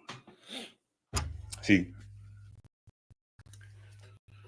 if you got a million people, a billion people, right? You got to assess a problem by the percentage, by numbers, right? What we have today going on, 1,000 people a day dropping dead in this one country. You got 1,000 black people a day dropping dead somewhere. That's a problem. Especially since people don't have any symptoms until they damn near end stage. You think you good till you at the end. So right there, just know that's when that came in. So now, anyway, they got to start flooding the plants with all kind of stuff to figure out what to keep the plant alive. They got the soil going, but they can't figure out the plants, right? And later on, probably not today, one of these days coming in this same pocket, we're going to get to why they messed up the plants and what they couldn't understand because they didn't understand the spiritual spark. And that's what's going to tie us back into what it is that they're actually stealing from you and manipulating when the conversation is based on selling your soul and blah, blah, blah, blah, blah, blah, blah. Right. So we're still on that. Right. But this is all occult science, just in case you didn't know. Just in case you didn't know. I know y'all thought that Masons was somewhere studying how to cook, like mix pigeons and babies and herbs in a pot and make a poison that turns into millions. I don't know what y'all think. This is it.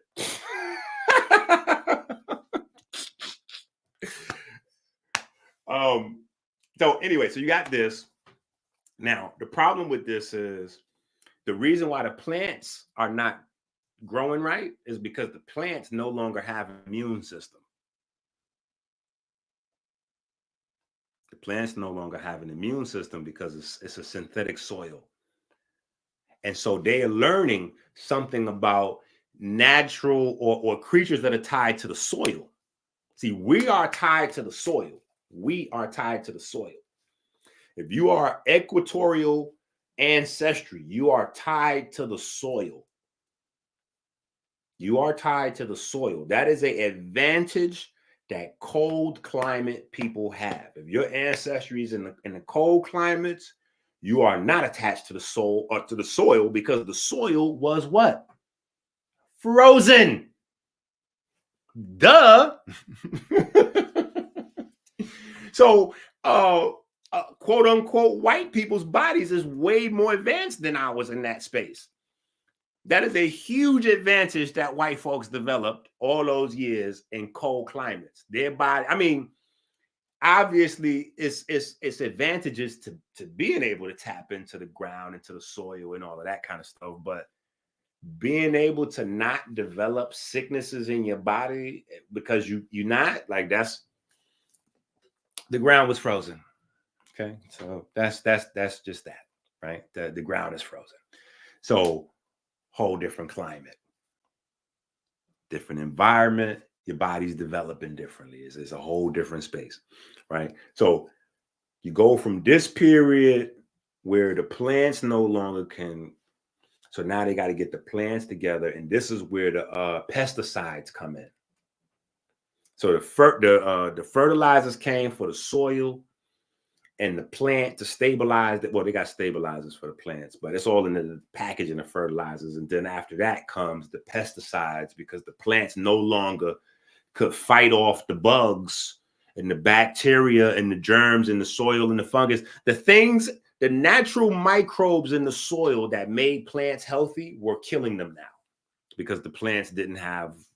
So now they had to come with this fake stuff to just basically kill off anything that could touch the plant, a synthetic immune system, right? And so a large part of the idea of medicine, right? So you understand this concept. A large part of the idea of medicine is to basically temporarily stand in for something that's no longer working in your body, right? So if where normally your B cells and your T cells will be getting signals from your Langerhans cells and your melanocytes to be able to manage, bacteria If that's not happening, now you can get antibiotics for that, or with antivirals, you can get antivirals for that, or if it's, fungus, whatever. You get it, right? You can lean on something to, but the problem with the way the body is designed, if it doesn't have to do it, it won't. So if your body stops doing something that you need it to do, you need to find a way to put your body in a space where it has to do that and kick it back into going. You know what I'm saying? If you start to compensate, your body will go, all right, cool. Now I can devote my attention to this other stuff. It's not going to figure that out over there. Right? It's not going to figure that out over there. So you don't have people like going on dialysis and then coming off of dialysis until they get new kidneys, right? So it's not like that fixes you up. Even with the antibiotics, when it was first discovered, Alexander Fleming, the guy that discovered it, told everybody, said, no, this ain't what you think. These are two organisms that are fighting. And like it's two living organisms that are fighting. Think about me and you. And I don't care who you are on the other side of the camera. If me and you were stuck in this room and we had to fight every single day for air, for water, for food, even if you 10 times bigger than me or I'm 10 times bigger than you, after we keep fighting every day, I'm going to learn more and more about you. Pretty soon, I'm getting ready to start being resistant to you. And after a while, I might be able to start beating you up. I might be able to start getting you, right? These are two living organisms. And so that same thing is going to happen. Bacteria, all these things are thinking. They're living. They're cognizant, right? So fool me once, shame on you. Fool me twice. Alexander Fleming warned him. He said, listen, if you put this stuff on bacteria and all that, the bacteria will die initially, but then they're going to learn how to fight this, and then this is going to be dead. So you don't want to use this unless somebody's dying to save their life. If this becomes regular usage, every time a person uses this, the bacteria will get stronger, and eventually. So that's how we went from staph to this, and that. And anyway, so that's the fake food side. What else do I need to put here? Right? We got the science side. We got the health in the middle, the fake food, right? So food doesn't stabilize till 50s and 60s. Food doesn't stabilize for a while, right? So mind you, what's happening during this time period also? We go into war. Yeah. What do you think is going on? How are we going to eat? We ain't got no food. So I don't know what they were saying the reason for all them wars was, but I'm going to tell you, looking backwards, I'm like, shh. You know what it is. The men watching this video that got families, you know what it is. If somehow the fridge get empty,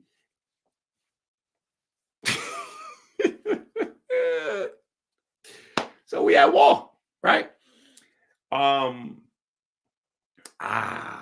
You know what would have more value now? Remember we was talking about earlier. That's why also I was like, you know what? Let me hold back on this and let me bust a U-turn. Let me go over here and I will circle back because it's an intro. I know some of y'all was like, yeah, but Ink, you supposed to say this and then you jump to another thing that I'll be editing in my mind. I'm telling you, I'll be thinking about the next 2-3 minutes of what I'm getting ready to say and be like, let me go over here. Let me switch that. So this will make a little bit more sense now. So look, 1865 to 1933, you got the Dust Bowls, right? So now what's happening? Mad sickness is going on. Listen, the slaves took care of the whole country. The slaves was taking care of the whole country. Everybody was straight. Everybody ate good. Everybody ate good. People were still getting sick, but once the food supply went down, sickness went through the roof. It went through the roof. And what the doctors was going to do? Doctors can't help you if you don't have the stuff that makes your body go to die. There's nothing a doctor could do. I just want you to understand that. Like there's a base. Like when you look at the list of items, like when you look through the biochemistry book. When you go through the biochemistry book kind of breaks down the physical actions in your body that require specific sets of nutrients. Well, if you don't have those nutrients, it's not going to happen. Your body's not going to produce blood if you don't have, certain B vitamins. Period. You could eat a steel. You could eat a skyscraper worth of iron. It's not gonna. You have to have the B vitamins. Like your body won't be able to regulate its temperature without any iron. That's just how it goes. So now that people are getting sick, you need something to step in, right? You need something to step in. So now in the middle of this, and this is right in here, 1901. 1901, this is when the Rockefeller folks make their move, right? So you have Reverend Gates. You got Rev Gates. Kev Gates. Rev Gates. You got Rev Gates, who designed the Rockefeller Institute. Okay. So Reverend Frederick Taylor Gates designed the Rockefeller Institute for Medical Research, which is still in existence to this day as Rockefeller University. Reverend Gates's father was a doctor, and John D. Rockefeller was a cure-all snake oil salesman. All four gentlemen were eugenicists. So all four of the people that start the early, this is eugenics at work too. Just keep that in the back of your mind, right? So, Gates was a trustee and he served as president of the General Education Board, blah, blah, blah. In 1910, the Rockefeller Institute hires Abraham Flexner to write the Flexner Report. And the Flexner Report is what created the world that we live in today, right? The Flexner Report came up with all these ideas, which basically shut down all of the naturopathic schools around the country, right? Because at this time period, before this move here, in 1910 and 1901, medical doctors don't exist. There's no medicine. So how can you be a medical doctor without medicine? Remember that the medical doctor part is because this is a doctor who's an expert in giving out medicine and all that. There's no medicine at this time. There's only literally cure-all snake oil. That's it. It's no medicine. That stuff doesn't get invented for a little while, right? But this is a commercial pursuit strictly. Now, the doctors that did exist, right? They were making $4,000. Here's what tell you the sign of the times. Herbalists were making $4,000 a year, and medical doctors, the people that was rocking with Rockefeller and them, they was making $1,000 a year. So it was totally different. That medical thing that they doing was the trendy little thing that nobody knew about and blah, blah, blah. Nah, that ain't, what is that? What is that? Medicine? Are you crazy? You better go get some of them herbs. What is that stuff right there? That'll mess you up. That's how that was. That's how that was. Right. So this whole thing is relatively new. This is not a whole thing. This is relatively new. So this is happening right here. I should have, let me move this over. Right. So this is happening 1901 to 1910. Right. So they coming in because this is creating opportunity. Remember, right? Keep in mind, this is tragedy is opportunity. This is how this whole thing works. And because we don't understand this science of converting tragedy into money or converting death into wealth, that's not how our minds are wired. You know what I'm saying? But that's the system that's how this system works, right? That's why they keep saying, well, the mortgage is a dead, a dead instrument. It's dead. That all that comes from these concepts of tragedy being opportunity and being able to turn death into money, right? And when you fast forward, these concepts are still what we're dealing with on this side, because in a minute, we're going to keep walking. We're going to keep walking to some other interesting stuff. But the thing is, the same people are the same people that's involved with all these different things. We got a lot of busybodies in this time period. There's a lot of busybodies doing a lot of stuff. Touching this, moving that, a lot of stuff is going on. And look, we 40s and 50s here. What also happens in this window between 1865 and 1933? What we got going on over there? Huh? Because remember, we talking about Germany, technology coming out of Germany. So what we got going on over there with them? The Nazis and all that. So this is the period Nazis is, yeah. Right? And this is also adding to quote unquote white anger against blacks. You know what I'm saying? Because it's like almost slapped in the face. They felt like, they went to war to free the blacks, and then what happened? They freed the blacks, and then now they can't even feed themselves. Black folks was laughing like, how good for you. You know how long you done whooped us, killed us, hung us, and yeah, so you ain't got no more vegetables. Tough, figure it out. Right? So anyway, all these things is going on in this time period. All right? So now we got the fake food getting ready to pop, fake medicine getting ready to pop. We got you disconnected from the soil inside and on the outside. Then we got this concept over here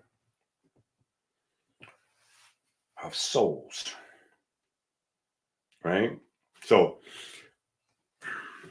and then we got our technology popping up. When is our tech popping up? Seems like our tech is popping up.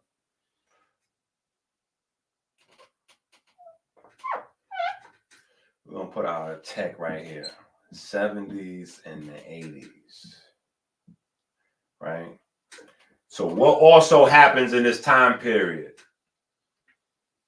Right? What's also happening in this time period? This is the hippie movement.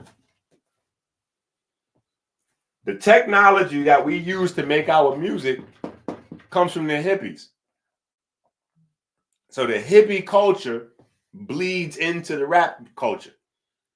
So who do you have as early heroes in the rap culture? In the early rap culture, the early rap heroes weren't actually rappers, right? Because you had Cheech and Chong coming in, creating early rap culture, oddly enough. And these are non-rappers. These aren't even black guys. But a lot of what we know of as early rap culture that later on, burning L's and smoking weed all the time and chasing girls and all that was implemented into the psyche. All that was added into the psyche. That wasn't a part of our minds in the 50s and the 60s. We didn't live like that. We was under too much oppression, just trying to fight to get bread and be equal and get jobs. And we wasn't on that. Ain't nobody running around with no Playboy. Like it wasn't no kids getting no $200 Jordans, and that wasn't that. None of that existed. It was a different time period, right? So ain't nobody in the 50s and 60s thinking about being no Playboy like that. Not unless you had a line on some dope or something somewhere. Like that wasn't that. That wasn't that. That's the hardcore period. That's the militant era. That's civil rights era. That's Nation of Islam era. Malcolm and Martin and all them getting ready to start popping. That's that era. That wasn't that. That wasn't that. That wasn't that. Right? So 70s and 80s, you got the hippie era coming into the creation of, because even if you look at the early, like Melly Mel and the Message and all that, that wasn't, he was He was rapping about the neighborhood problems, standing in front of abandoned, broken down, dilapidated, abandoned buildings and all that. So it wasn't nobody like wearing no jewelry with their shirt off and, you know, like that. That wasn't.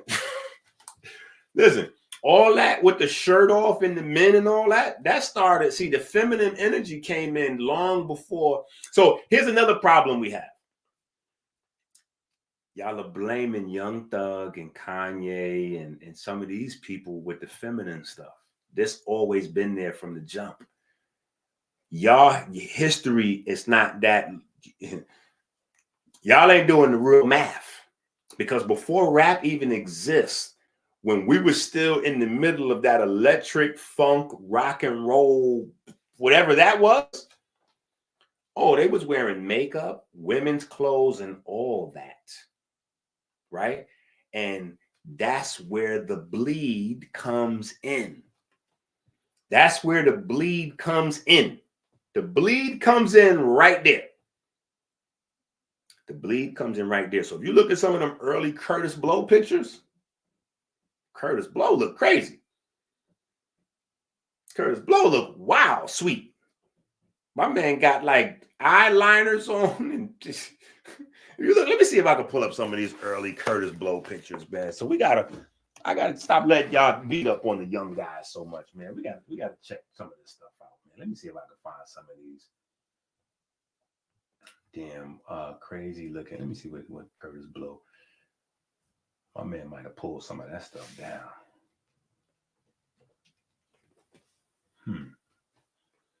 Okay, now he looking like a thug. He looking like a thug over here. Oh, no. We got some joints that could look tricky. This could look tricky. Right? Let me see what else we got. No, these is all above board. Hold on. And shout out to Curtis Blow. Curtis Blow filmed a video for us when he didn't have to. But you still got some zesty pics though, brother. Yeah, you still doing a little bit too much, bro. He looked mad uncomfortable with this pic too. I can't hold you. Like that clearly was not his plan.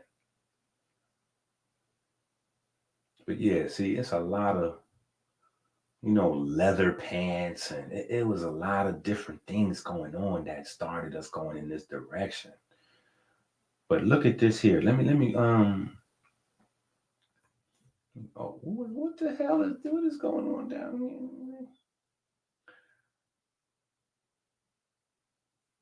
What we doing here, Curtis Blow? Yeah, you getting a little hands on the hips. It's getting a little different.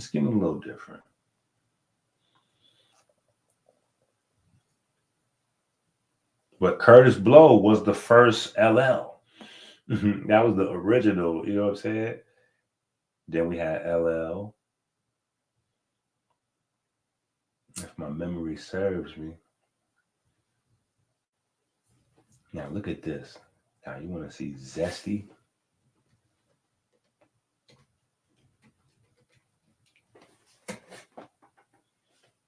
Oh man, these boys was zesty.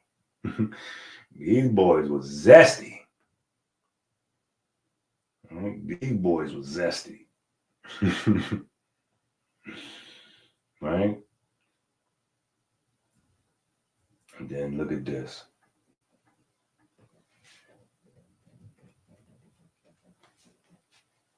No. We don't want to see you right now. We don't want to see you right now looking like a thug. We want to see you back in the 70s. Yeah, we want to see. See, we want to get into this. Yo,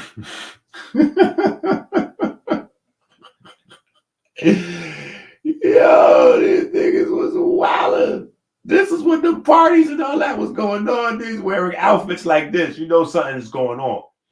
Think about this. Think about if you was in the neighborhood right now and your man just came out the building with this on, like, yo, I'm about to run down to the spot. Yo, we on our way to the spot. We about to go crazy. We going down to the spot. We about to go crazy. What? These got on tights and spandex with, look, these niggas look like Hebrew Israelites. This is Captain Tazariak, right? I'm dead. Look at these niggas looking like Captain Tazariak. This is how Captain Tazariak and them niggas look when we discovered them.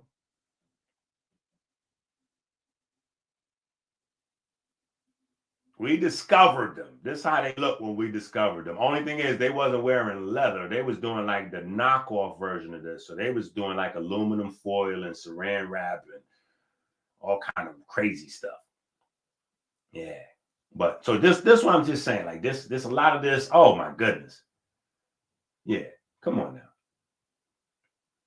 Yeah. This look crazy. This is crazy because the only reference we really have for these types of outfits and all that is it's fun to stay in the YMCA. Like so, and it's a lot of folks that look like this. Let me see.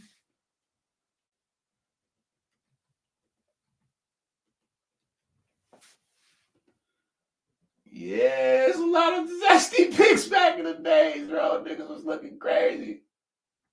Respectfully, what is my man Dr. Dre doing with sequins on? And look at all that makeup he got on his face. He got on sequins and makeup. Look at this. This is Dr. Dre. Straight out of Compton. Like this is this guy. Yeah. So that's what I'm saying. Like we, you know, cats is going off on the young thugs and some of these guys, but we got to look at ourselves and we got to look at our uncles and our fathers and our grandfathers. We got to look at what we passing down to the next generation and start the corrections with us, because any shortcomings our next generation got, it's because we created gaps in the information. We didn't pass down the right information. You know what I'm saying? Thank God he got the right information. That's all this is. This ain't nothing weird or crazy. He was out like this. This is how almost similar to how I met I mean, they wasn't dressing like this, but this is how Ali and Polite was kind of like this before I met them. You know what I'm saying? They was looking crazy. Ali used to wear a lot of secondhand military outfits. Like he would go to the thrift store and any old Navy outfits or military outfits, he'll buy those. That's what he was wearing. You know, Polite was just wearing like old Muslim clothes. Muslim clothes with sneakers on, jalabias and sneakers. That's what I was like, bro. Y'all cannot be outside with me like this, bro. This, I just don't come. You just don't, just not how we do it. So good thing he bumped into Eazy-E and all that, and then this is how this happens. You see what I'm saying? So sometimes, depending on who you around, you see what I'm saying? Like how y'all seen that video I put on.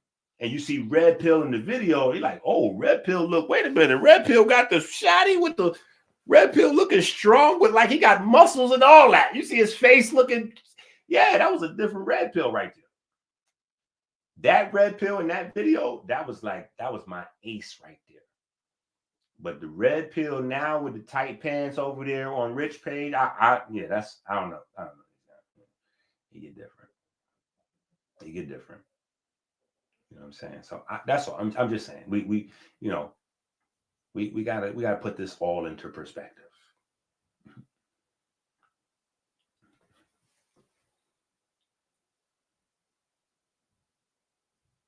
Exactly. I ain't even gonna put that on the screen because I love Dr. Dre, right? I'm gonna just say that like there was people that didn't, so Dr. Dre got the right information. That's all. He just got the right information, right? But Dr. York came in to the conscious space or to the teaching space, I would say, because there's no conscious space at the time.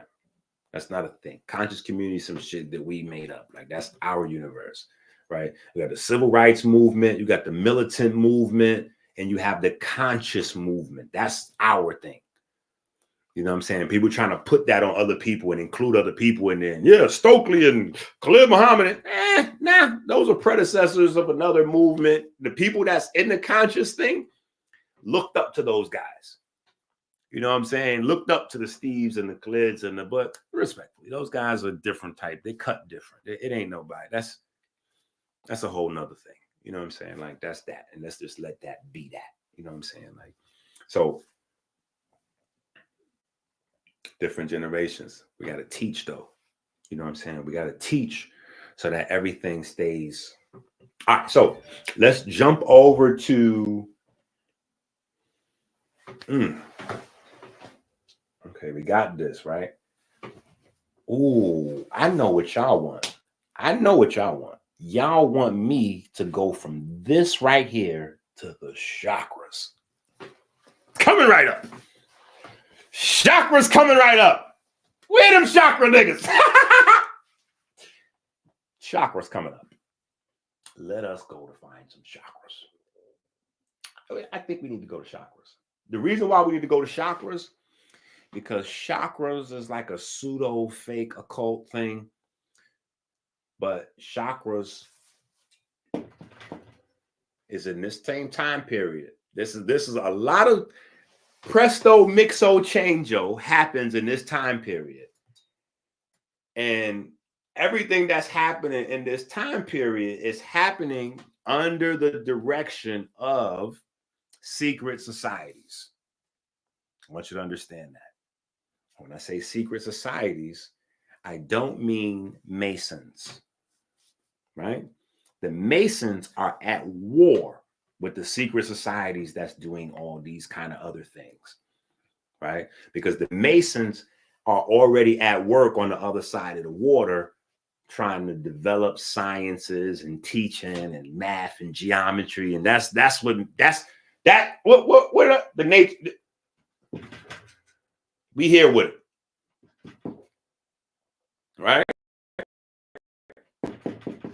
So the Army of Light, Guard soldiers, they was on that time. This making fake food and making money off of death and all that, that's something else, right? See, that's more associated with the concepts closely tied to Illuminism and the skull and bones ideas.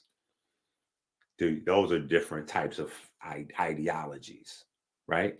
You got to remember, skull and bones is death, right? A Mason does what? Builds. Job of a Mason is to build a community. Job of a Mason is to be a hardworking builder within the community. That's a Mason.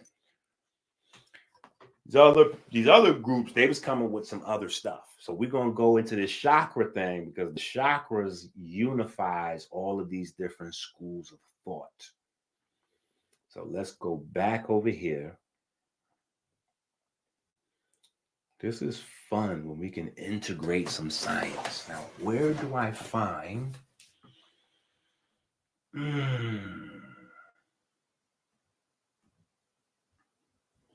Okay. I'm glad I did not pull up my bookmarks on the live stream. That would have looked pretty crazy. Yeah, that joint would have put my bookmarks on the live stream. It'd have been crazy.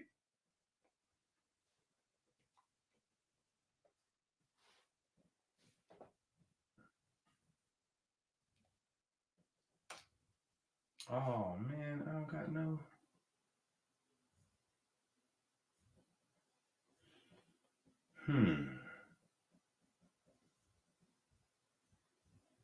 That's interesting. Okay.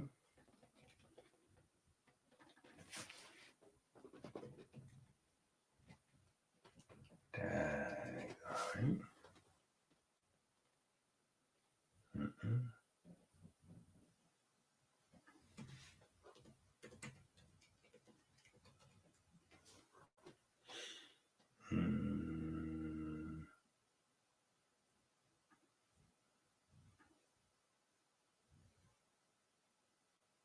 Give me a second. Myron! Myron! What? What are you doing? nasty books again, right, Myron? Everybody read those nasty books, man. You scared the hell out of me. What you talking about, man? Well, I ain't did that in about 2 weeks. You called yesterday 2 weeks. What you reading? What you reading? You scared the goddamn book, man. Dr. Inky. I went on Amazon and got 3 Dr. Inky books because I'm reading about melatonin and biochemistry. What is, Myron, that's not even first of all, it's not melatonin and whatever it is that you just said. It's melanin and biochemistry. You can't even pronounce the word, so how you reading? How you reading, Myron? I'm not looking at the pictures. I got the books right here. I'm looking at the pictures. You know, ain't nothing nasty about this. So what are you talking about? I got all the books right here. What are you talking about? Myron, you don't even know how to read. Every time we get mail, you bring it to me. You think I don't know that? I got hooked on Phoenix. Now, what you talking about? I was hooked on Phoenix, so I know how to read. As of when? Because first of all, hooked on phonics, I believe it's for kids. There's no such thing as hooked on Phoenix. And if I recall, you're the same person that thought reindeer was pronounced reinder, and you're the same person that thought pigeon was pronounced piggion. So it makes sense that you went to hooked on Phoenix.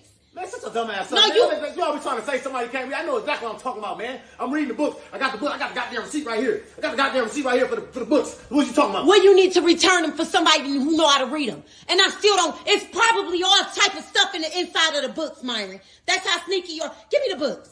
Give me the books, Myron. Hell no. Give me the books, Myron. Give me the books, Myron. I'm not giving you none. I got these books off Amazon. I'm not giving you the books. Ain't nothing. Bye. I've been in this game. Yeah. Your animals to the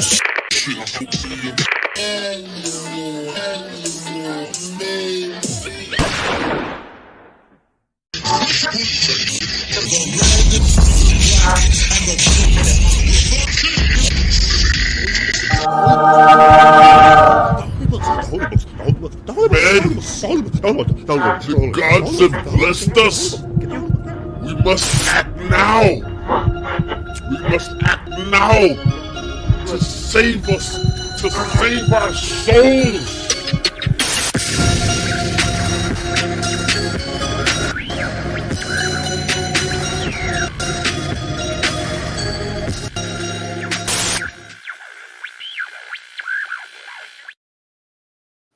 All right.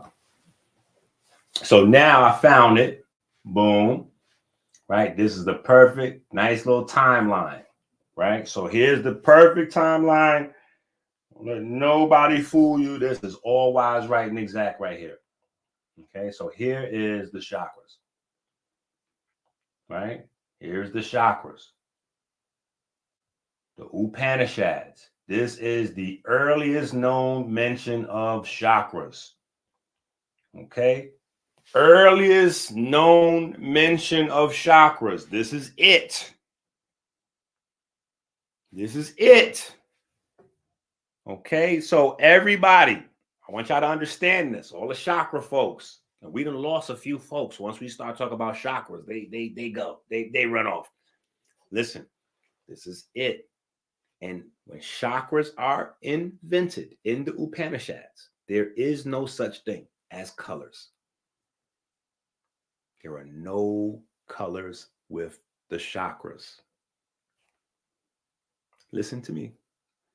There's no colors with these chakras. Color is not even a real thing. There's no color. Color is a way to categorize the type of electromagnetic radiation you're doing.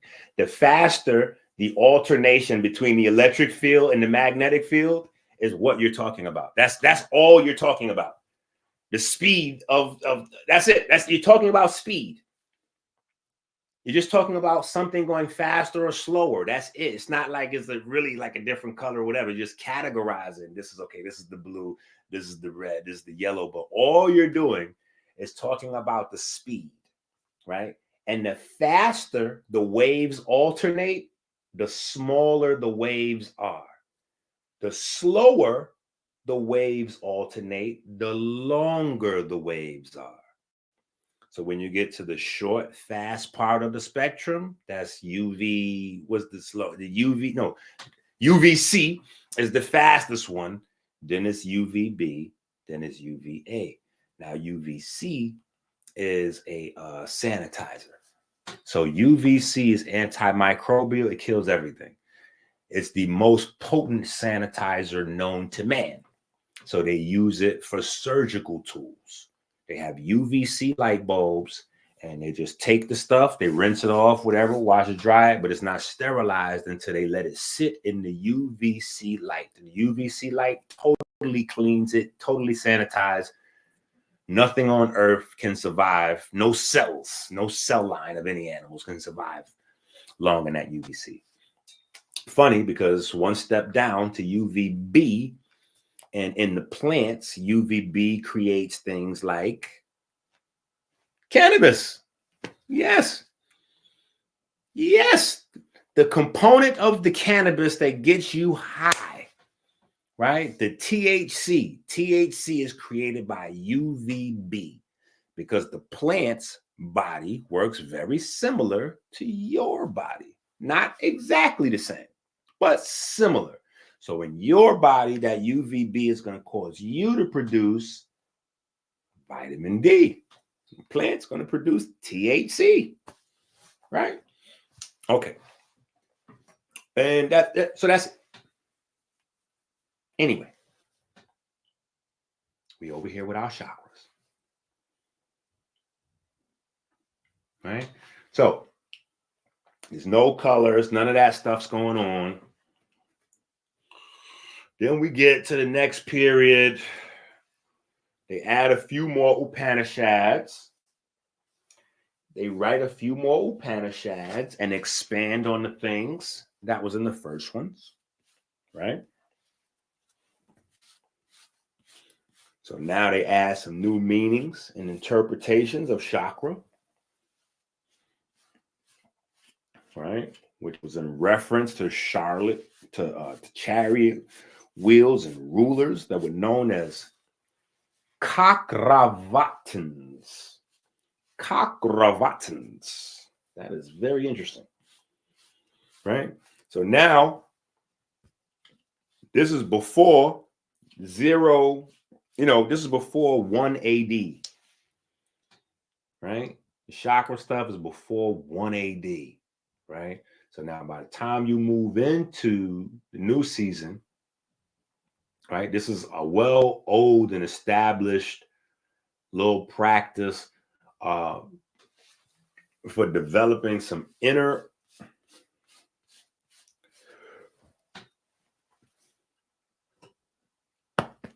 how do I want to phrase this?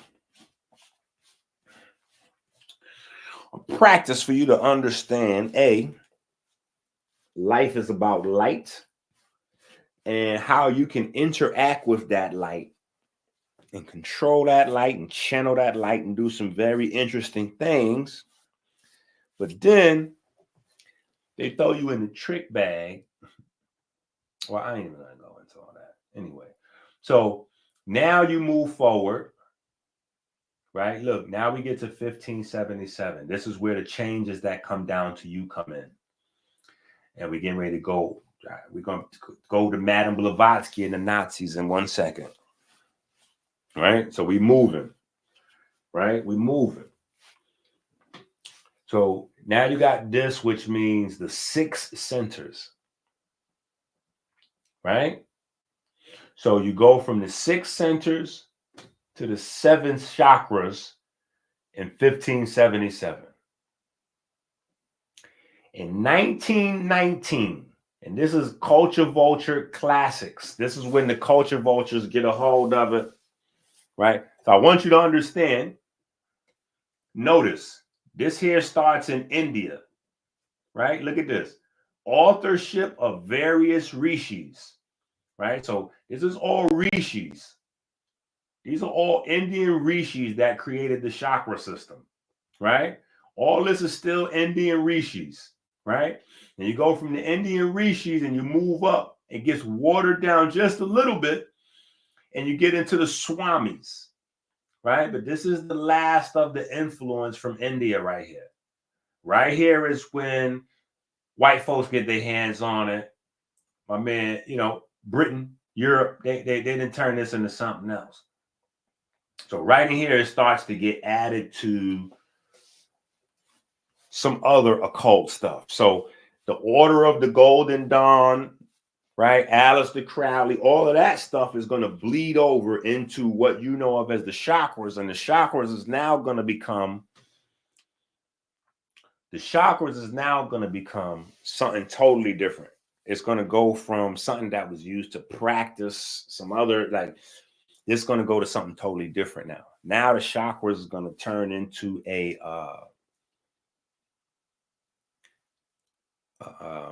launch pad for sexual deviance. Right here in this window, 1919. Right? Between the next two changes, it's gone. Right? It's gone. It's gone. And we're gonna see all that stuff. Right? So now look, 1919, this is The Serpent Power, The Secrets of Tantric and Shaktic Yoga. I had this book probably like 4 or 5 times. It's a really good book. Everything in it, you can't really, you got to take some of this. You got to take a lot of stuff in the book with a grain of salt. But, oh, you can't see what I'm showing you? My bad. Yeah, this book right here, The Serpent Power book, dope book. Even though we know now it's not all wise, right, and exact. It's still got a lot of, like, I would recommend reading it.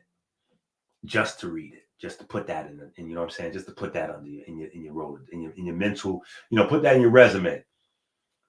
One of the first books to detail Kundalini, Tantra, and Yoga in English helped introduce chakra system to the Western world. You see that? This is the book that confused the hell out of everybody, because this is the book that confused people into thinking that the chakra system and the Kundalini system was the same thing. These people who invented this would never have led you to believe that. Totally different. The chakras is an imaginary light-based system. The Kundalini is an early version of your nervous system. Totally different things, right? But when you have people from outside the culture, see that culture vulture thing, when somebody from outside the culture starts to position themselves as the authority, it can get different, right? And so then we go to the occult classic favorite, Charles Leadbeater. Charles Leadbeater is the occult chakra goat, right? Because he is the guy who brung in and tied Blavatsky and the Theosophical Society to the chakras. So you never even got this. What came to America, y'all never got this. This never made it to America.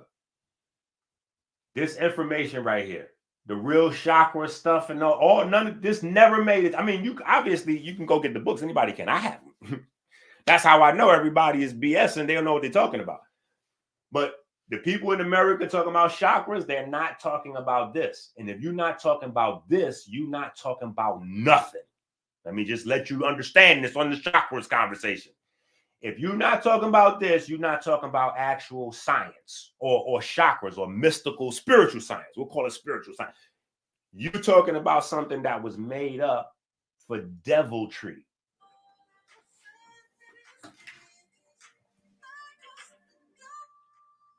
You talking about something totally different. I'm gonna start getting text messages.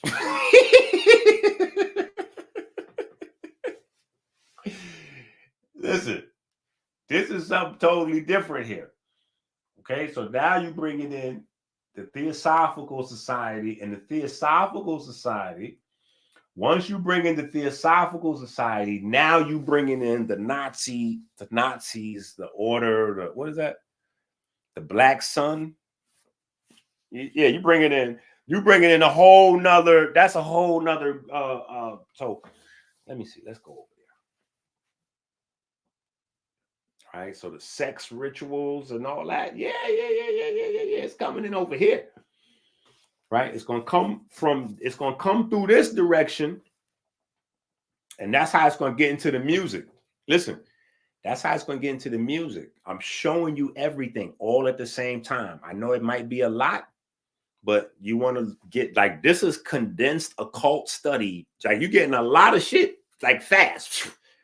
I'm putting a lot of study together like this. I'm like,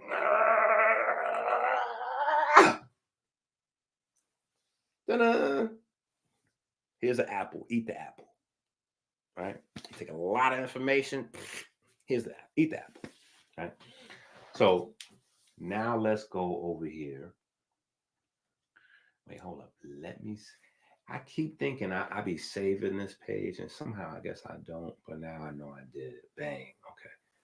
Got you right there. Now let's go to Wiki. Let's just do a basic Wiki on chakras. Let's see what Wiki tells us. Because this is interesting. Let's just see what Wiki tells us.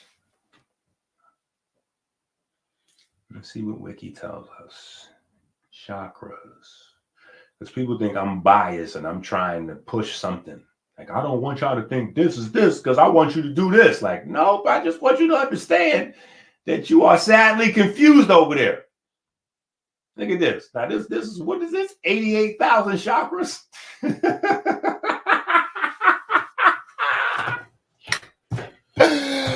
Oh, nigga, what?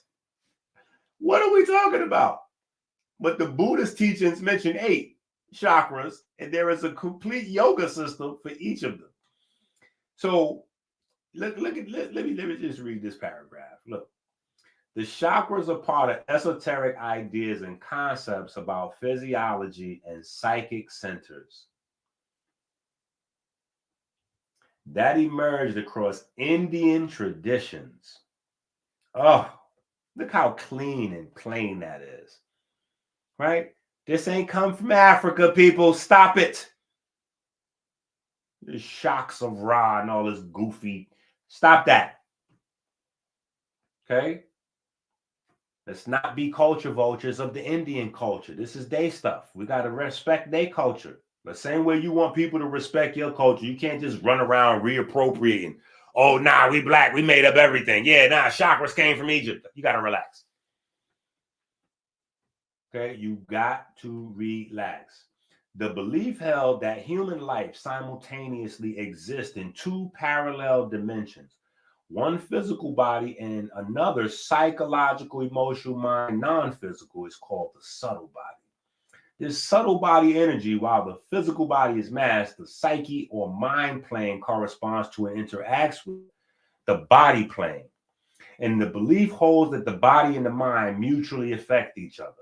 The subtle body consists of nadi channels connected by nodes of psychic energy called chakra. The belief grew into extensive elaboration, with some suggesting 88,000 chakras throughout the subtle body. Now, while this does sound pretty good, because some of this what's in here is all wise, right, and exact, most of this is gobbledygook, right? Right? So there's a total difference between nadi channels. Yeah, nadis doesn't go with the chakras. See, this is where the culture vulture classic happens. Nadis don't go with chakras. Nadis go with kundalini. Right? Anyway. So you see the confusion. The belief grew into an extensive elaboration, with some suggesting 88,000 chakras throughout the body. The number of major chakras vary between various traditions, but they typically range between 4 or 7. Nyingmapa Vajrayana Buddhist teachings mention 8 chakras, and there is a complete yoga system for each of them. The important chakras are stated in Hindu and Buddhist texts to be arranged in a column along the spinal cord, from its base to the top of the head, connected by vertical channels. Okay. Oh, wait a minute. What we got here? Belief in the chakra system of the Hindu and Buddhism differs from the historic Chinese system of meridians and acupuncture. Just for the record, right? But let's stroll down. Let's continue to stroll. Look at this. Look at this here. Oh, it's 7 chakras. Yeah. Yeah. You sure? Are you sure? That's why I'll be asking people, where are you getting this information? Right? Let's look at this. The 7 chakra system. The more common and more studied chakra system incorporates 6 major chakras along a 7th center, generally not regarded as a chakra. These points are arranged vertically along the axial channel. According to Gavin Flood, his system of 6 chakra plus the Sahasrara center at the crown first appears in 11th century Kala work. It was this chakra system that was then translated in the early 20th century by John Woodruff in the text Serpent Power. Avalon translated the Hindu text, blah, blah, blah, blah, blah. The chakras are traditionally considered meditation aids. God. And that, my friends, is this here. This is what they was invented for before they got taken over and turned into all kind of stuff. All it was just a way for people that didn't have any inner control and understand how to meditate and harness and channel light and do some other slick stuff. You got to start somewhere, right? But it was never to, anyway. We won't have that conversation here. We will keep on going. Western chakra system. Dun, dun, dun. Kurt Leland, right? And I don't know if y'all know, if y'all watch that show with, do y'all watch that show? Damn. It's the show with the big black guy. He used to be a superhero, but on the show, he's like a reverend, and they fighting against the devil. And the devil's main number 1 minion is a guy named Leland. That Leland character. Yeah. Evil is the name of the show. Evil is the name of the show. Right? But Kurt Leland, for the Theosophical Society in America, concluded that the Western chakra system was produced by unintentional collaboration of many groups of people. Esotericists, clairvoyants, often theosophical, Indologists, the scholar of myth, Joseph Campbell, the founders of the Esalen Institute. And so what are all these people doing? Carl Jung, Charles Ledbetter. What are all these people doing? See, this is the problem. Now, how is these people inventing the chakra system? How you inventing the chakra system in 1940s, 50s? Like, how are you doing that in the 20s? How are you doing that? I'm trying to figure that out. When it's already been invented 2,000 years ago. What are you doing? You're not inventing it. You're remixing it. You're changing it. You're getting rid of the original thing, and you're creating something new to repackage this and pass this on to the people. And the question you got to ask yourself is, why did they do that? Because the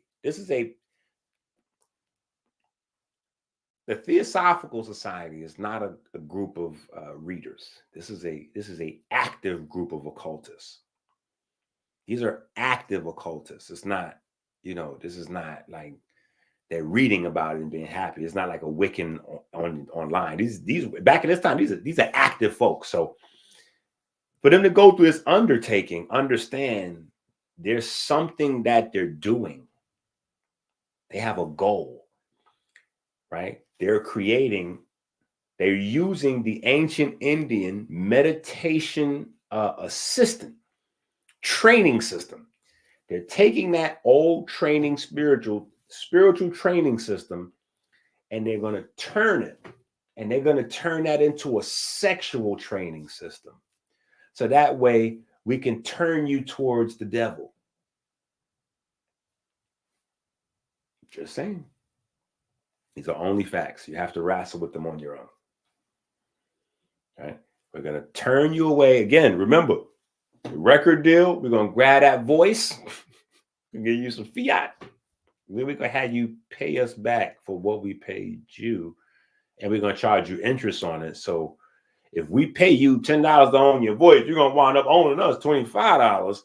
And we're gonna take a portion of that out of every bit of money you make while you're trying to earn back the money to pay up. Wait, did I just describe slavery off the plantation?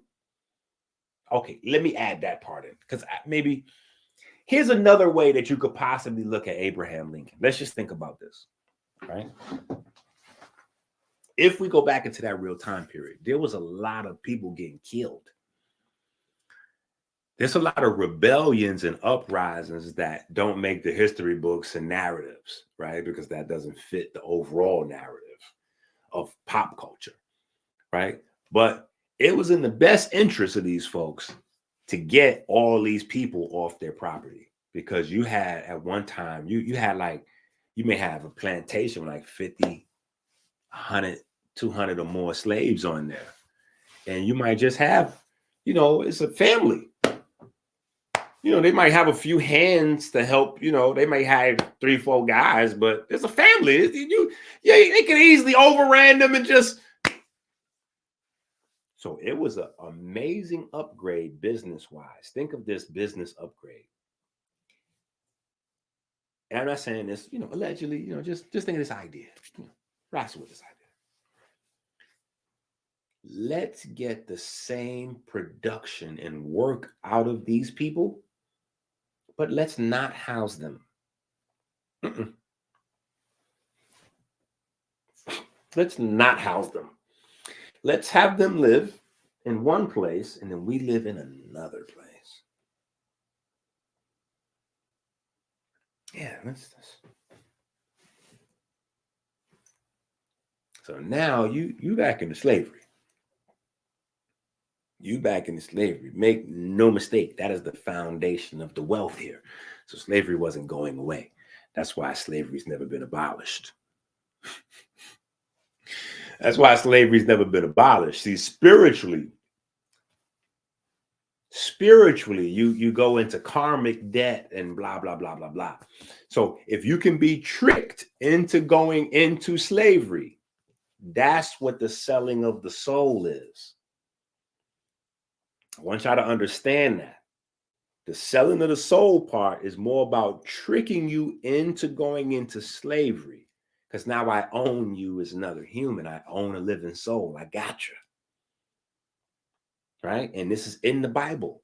Right? We see this happening with the play between the two brothers negotiating, and one is tricking the other one out the birthright. And in that same pocket, you have genetics, and you have a lot of science in this little pocket in the Bible, with a lot of slick stuff that people. But anyway, so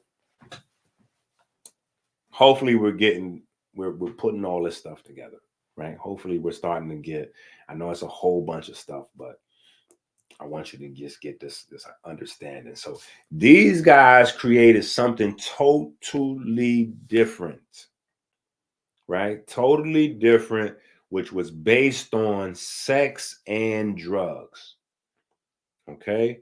Sex and drugs. Because this is what they were doing. They was getting high and having orgies on this information.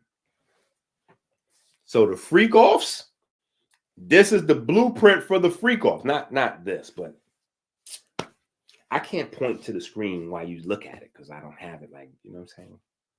But this is the blueprint to the freak offs.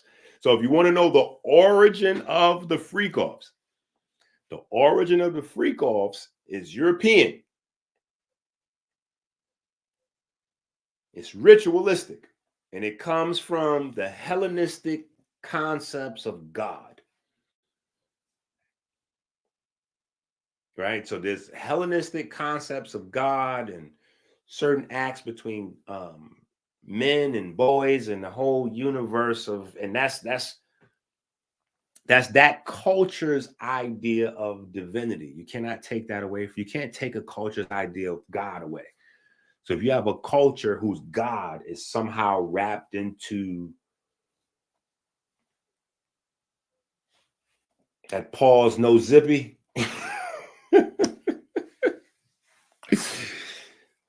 That pause, no zippy. They're going to put that into motion. And that's what got put into motion here, right? And you need to understand this because the Theosophical Society blew and grew from Germany. And what was over there? The creators of the technology for the business that you were getting ready to grab. Now, mind you, all the people that's creating this technology are occult scientists. All of these people, they understand what a voice is. They understand a soul, a spirit. Like this is all they do. It's what they live for. This is why the Beatles was so crazy, because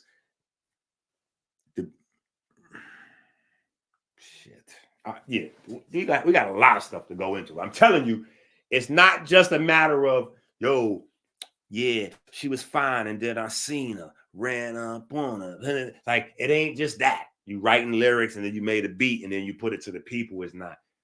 No, it's a lot of stuff that goes with sound and acoustics. That's why I asked you in the song, do you understand what footage is? Skin on tree trunks?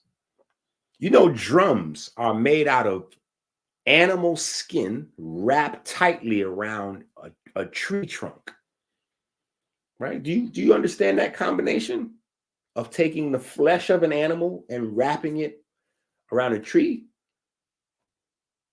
Do you understand what footage is?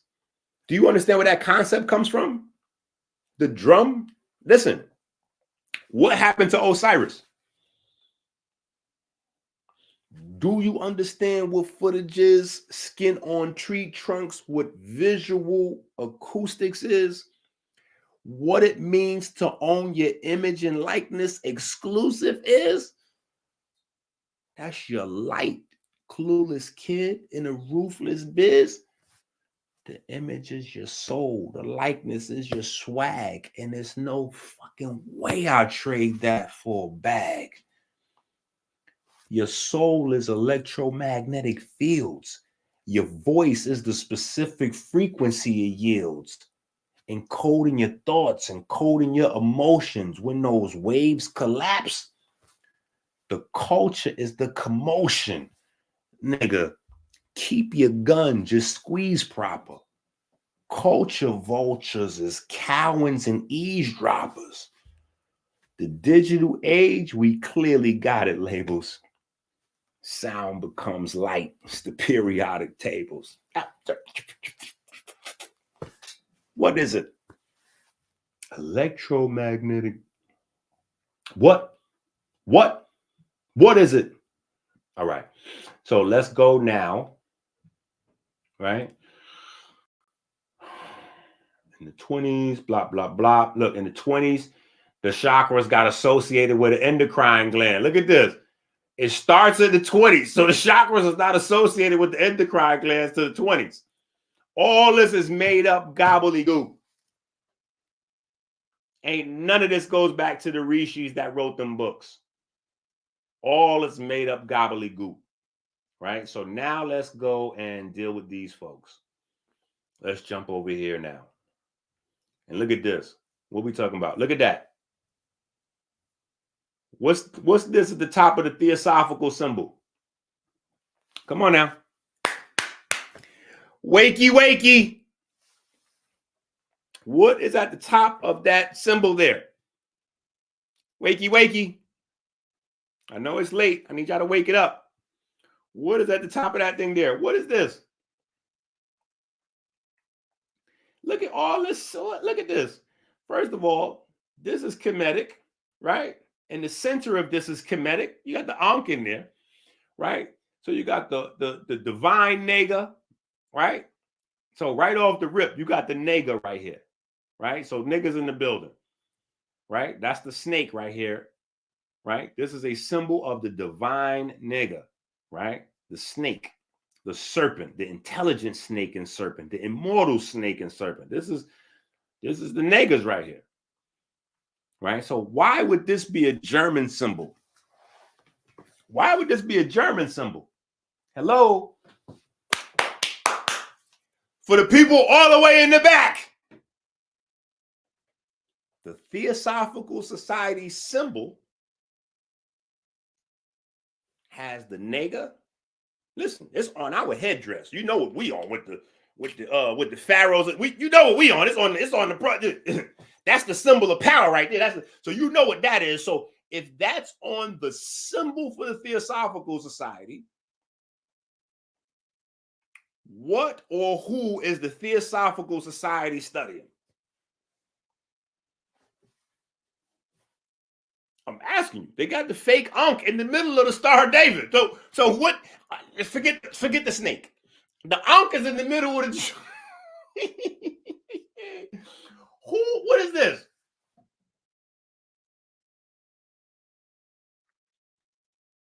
Look at this. Who was they studying? Who was they studying? Think about this now. Who was they studying?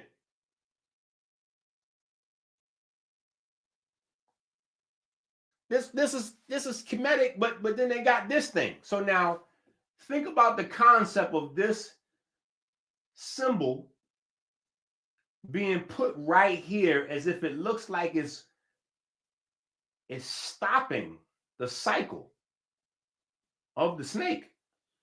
It seems like it's like it's inserted into the cycle of the snake, because the snake swallowing his own tail represents an ongoing, never-ending cycle. So, I'm sure there's deeper interpretations you can get into it, but this being inserted here just at the surface level, you look at it, you go, that's interesting. And then you look at this Ankh and you go, is that an Ankh? Right? Is this an Ankh? Are we sure this is an Ankh? Who knows anything about the Tao? Who knows anything about the Tao? Because you know what? Even if you say that ain't an Ankh, that's a Tao with a loop on it. Guess what? A Tao is still, listen, the Tao is still a nilometer. That still comes from Egypt. And the nilometer would make it worse. So trust me, we'd rather stick with Ankh because Ankh is less specific. So if we stick with Ankh, is less specific. If we go with nilometer, that's something to measure how the Nile River is going up and down. The Nile River, that's the blood of Osiris. So we don't do that to me. Don't get me. So we're going to stick right here with this as being a fake Ankh, like this is a bad version of Ankh. So clearly, what that saying? There is no religion higher than the truth. And what they studying that right there. Tell me they studying Kemet, right? Because what's the story of the Star of David? Which is what we're going to put on those interlocking triangles, even though these symbols go back into antiquity. We have to work with the common modern European mind on these symbols, because that's how this. We're going to deal with this in degrees and grades, right? So we surface what you could just look at with no information, like boom, this is this, right? Immediately you see Star of David, right? Now, people that's on like maybe they into a little alchemy, or they might have some occult study somewhere. They're going to go probably on the surface level and go male, female, right? They're going to go as above, so below. There's some other spaces and some other pockets, but then you can get into, if you're doing, like ritual work, and get into protection and anyway. Invoking things and that's all, but we're just looking, right? We're just looking. So yeah, very interesting, right? Very interesting. Theosophical Society in America was legally adopted by the American Legion in 1934. Previously, other organizations had used the same name during the years of 1895 to 98, 1898 to 1908. Theosophical Society is composed of individuals united by their concurrence with three objects: by their dedication to promoting brotherhood, Masonry, and by their interest in study, Masonry, and spiritual self-transformation, masonry, Theosophists consider that belief should be the result of individual study, experience, and insight rather than reliance on dogma. They see each religion as an expression of divine wisdom adapted to the needs of a particular time and place. Theosophy regards the universe as alive and interrelated with an intelligent order guiding the cyclical evolution of all life. The Theosophical Society supports the right of individual freedom of thought of every person, and no doctrine is in any way binding on any member of the society. The three declared objects of the Theosophical Society are to form a nucleus of the universal brotherhood of humanity without distinction of race, creed, sex, caste, or color. Okay.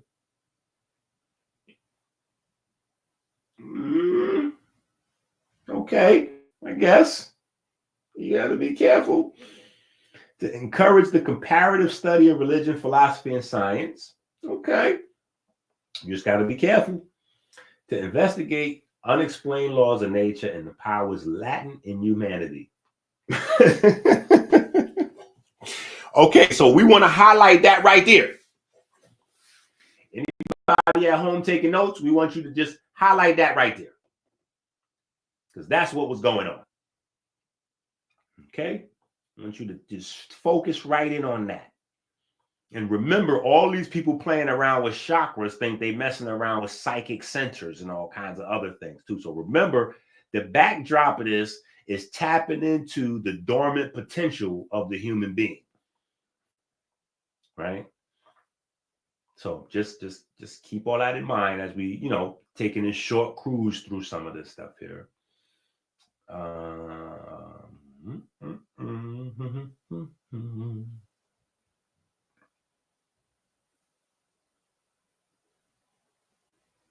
No way, blah, blah, blah, blah, blah.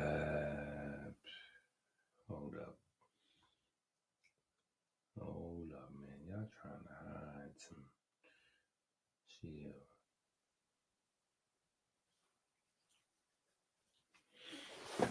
22 lodges and 10 study groups are located in 14 countries. They are so funny with these numbers.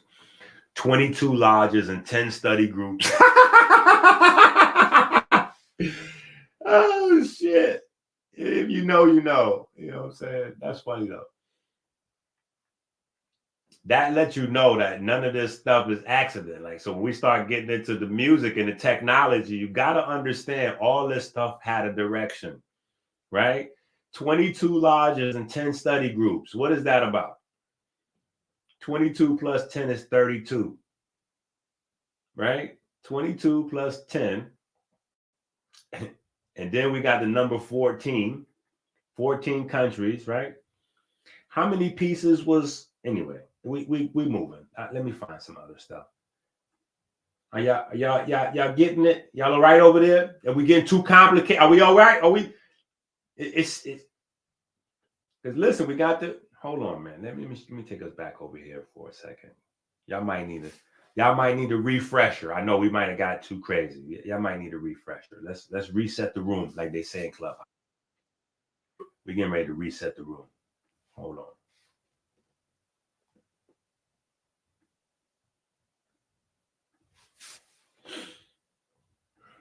Let's go. Okay, hold up. I didn't even know I had the share screen on. See, but I'd be thinking I got it on. It's off. When it's off, it's supposed to be on. Not just doing what it's supposed to be doing. Tripping. Okay, yeah, here we go. There we go. Yeah, let's reset the room on this, man. Let's get back focused, man. You got to get these occult studies if you want to understand this occult information.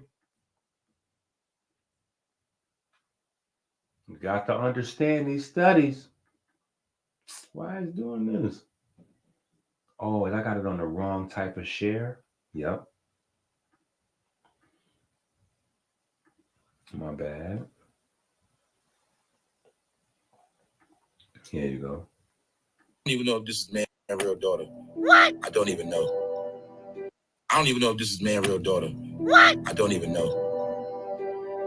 I don't know nothing about this. I have no comment to make, but I know a lot of y'all know about this. What? Is this R. Kelly's daughter? And do y'all believe her? What? Do y'all believe that R. Kelly touched on his own daughter?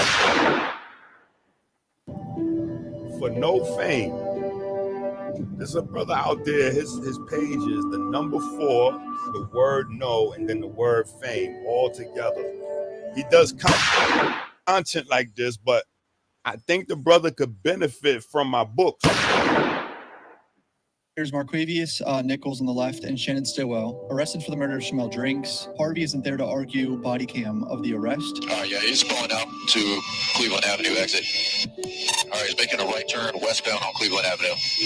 Okay, to get us out the westbound on Cleveland. And again, so everybody knows it's a white 4-door Audi. So Shannon and Nichols just got out of the car. They're obviously being chased by police. And when they pull up to this house, whatever the house they're at, apparently in the backyard, they run to the backyard, a goat sacrifice is happening. And I think apparently it's a religious thing. I don't know much about that, but so the body cam probably shows that. What? YSL members allegedly did a hit. Then when they, escaping or whatever, the helicopters following them, and I guess either they escaped to this house, or I guess maybe they're saying that there's a random and they were just driving to get away and they just randomly pulled up at this house. But what are the odds that they wind up with a goat sacrifice going on? Like they're getting arrested with a goat sacrifice. After they just did a sacrifice, they wind up going to a sacrifice. You have got to be kidding me. You just cannot make this up. You just cannot make this up. Okay? And as a Haitian, I'm going to say there are spots and spaces where maybe you shouldn't jump to a conclusion when you see something like this going on. But for the overall purpose and the conversation that we're having, bruh, you people that believe that it's just, you go to the studio, you make a song, you put it on the radio, and then you collect a check. Y'all are very confused.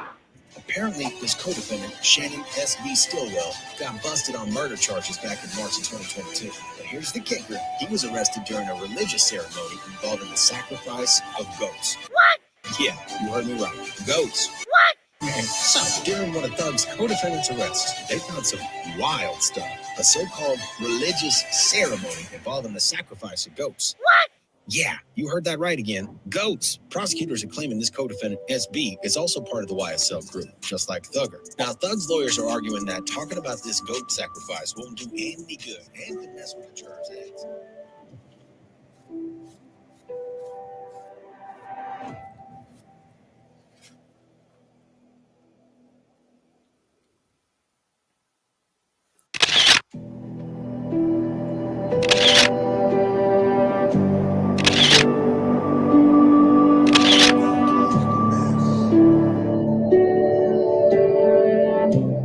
Creepy as fuck.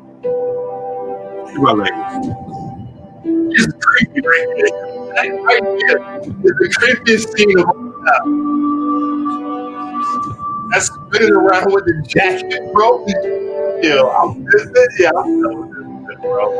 Yeah, I gotta stop. It's too much for me, bro. I'm done with this. Nah.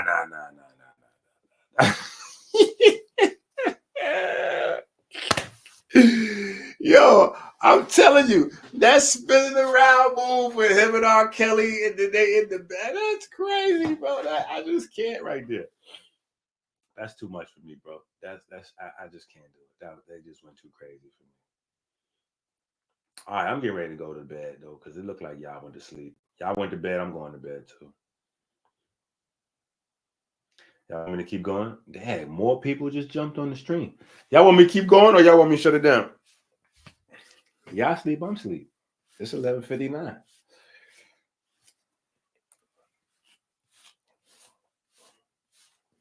You're the best talking about. What are you talking about, Bess? Bess, you need to come over here. Yeah, Dennis. Nah, I'm up. I'm up if nobody else up. Keep it going. Okay, so let's go. I forgot I even had this open. That's interesting. All right, so let me close this up here. All right, let's get back over. Oh, I know where we need to go. Let's go here real quick. Let's go over here. All right, so we just took a look at the Theosophical Society, right?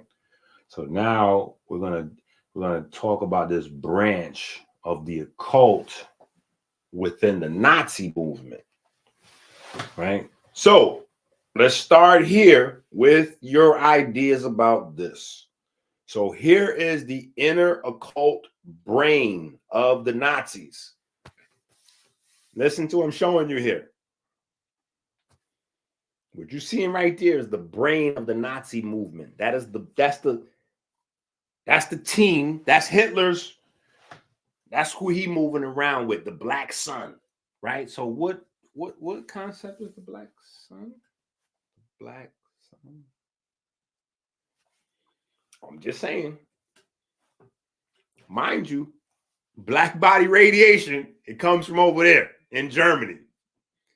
So in Germany, late 1800s, they determined that black bodies was the perfect absorbers of the sun.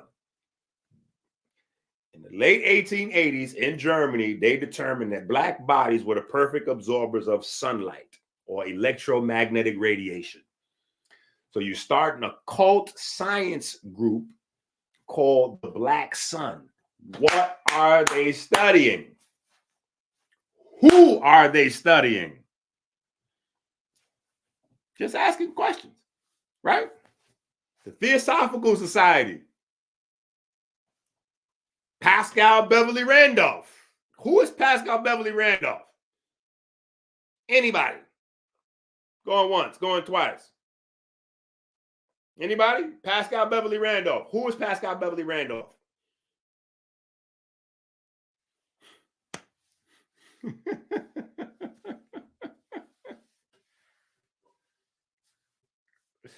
Yeah. Right? So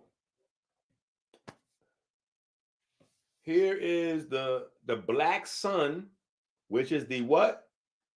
Substitute for the Nazi swastika.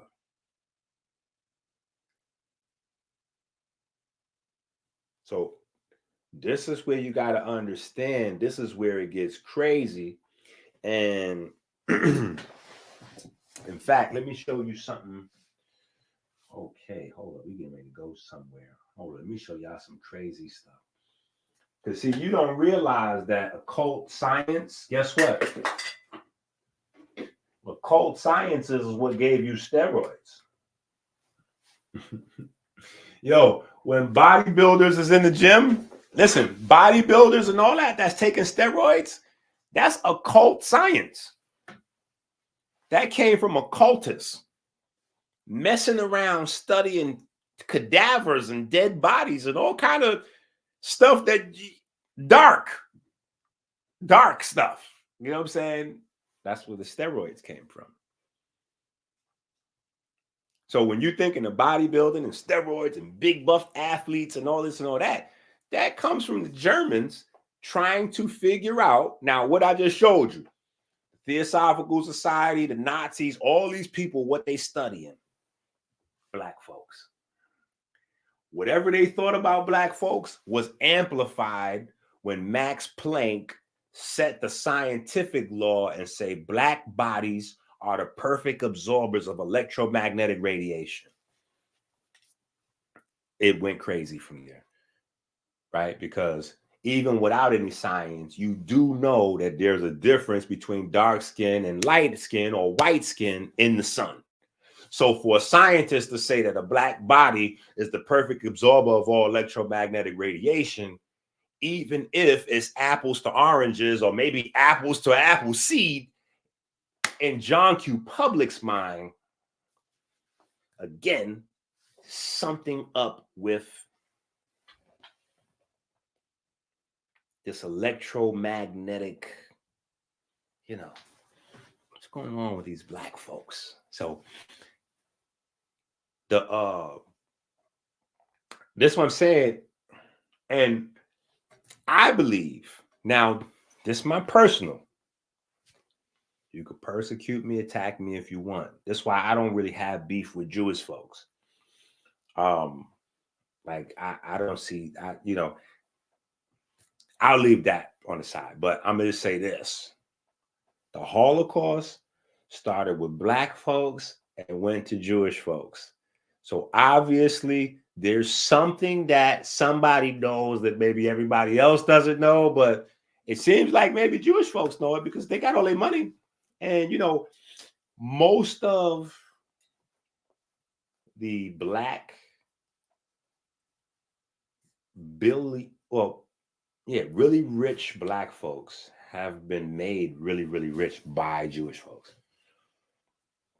All right. And so if we only deal with the idea of white folks, which is not really a real thing, I use it euphemistically because people get it. It's easier to talk fast and just keep going with, what people already know. But that Germans went against the Jewish folks, even though as black folks, we would look at Jews and Germans as white folks. But clearly, there's not this unified theory of white folks working together to destroy everyone. That's not how it goes. You know what I'm saying? Like, those are impoverished, unread. You don't really, you got to get back. You got to do some reading. You got to get some folks some reading. But anyway, I think it's good to be able to, look back at a time period and just put that in perspective and go, yeah, before they started messing with the Jewish folks, they was out there in North Africa running their experiments. So when you get to the 70s, and trust me, everything, I'll be moving with them receipts and all that. I'll be moving out here with them receipts and all that. Bing. Hold up, this is the wrong. Where's my files? And I'm blood clot this. I ain't got no. That don't even make no sense, bro. Oh, here you go.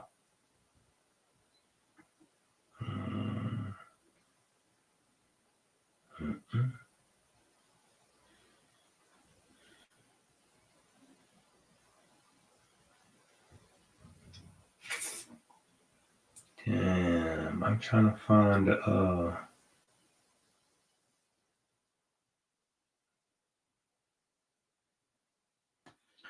lecture that I did.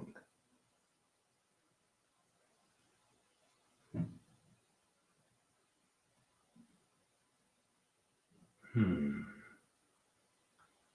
don't think it's one of these. I need to find that damn lecture. And I know it's not inside the American Healer file. Is it in there? Let me see if it's in the American Healer lecture. I'm not sure I would have took that lecture up there to the I don't think I took these slides. Let me see. I'm gonna look in here. I don't think I took these slides though up to New York to present to the mayor and the city council. I think I might have. Yeah, I don't think I've added those to this. I think I might have left those out of this. I don't think I want to put the Nazis into the. That's not in this. This is in the one I'm looking for is the one before this. All right, let's close this. I'm looking for the lecture before this. If y'all remember, we did a 12-hour lecture. It was a 12-hour lecture we did. And they took it down. But Rudy was the GOAT. Rudy was the GOAT in that moment. And he recorded it. So it's still up. It's on, maybe I can use that as a cheat code. Let me do something. My name is Minister Inky. I am the naturopathic doctor and the spokesman for the Melanin Verse Diabetes Ministry.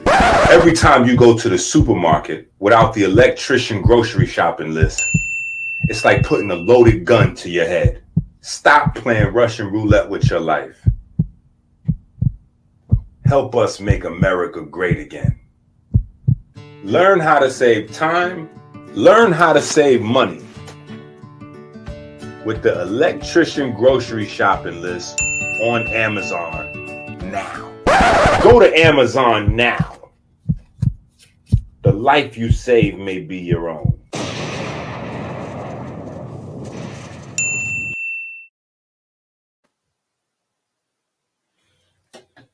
No, I did not find it. I'm still looking. I'm still looking. Oh, shit. Okay, line up.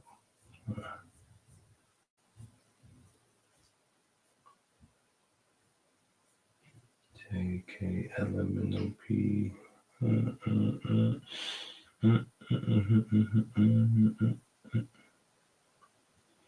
Nah, it was the joint I did, remember? And we had, remember I did this? It was for this lecture right here. I still got the promo. Remember this? You better watch out for those people that bounce back from everything that was meant to destroy them. Those are God's people, and they are not to be messed with. God says they'll regret what they did to you. Touch not my anointed. Do my prophet no harm.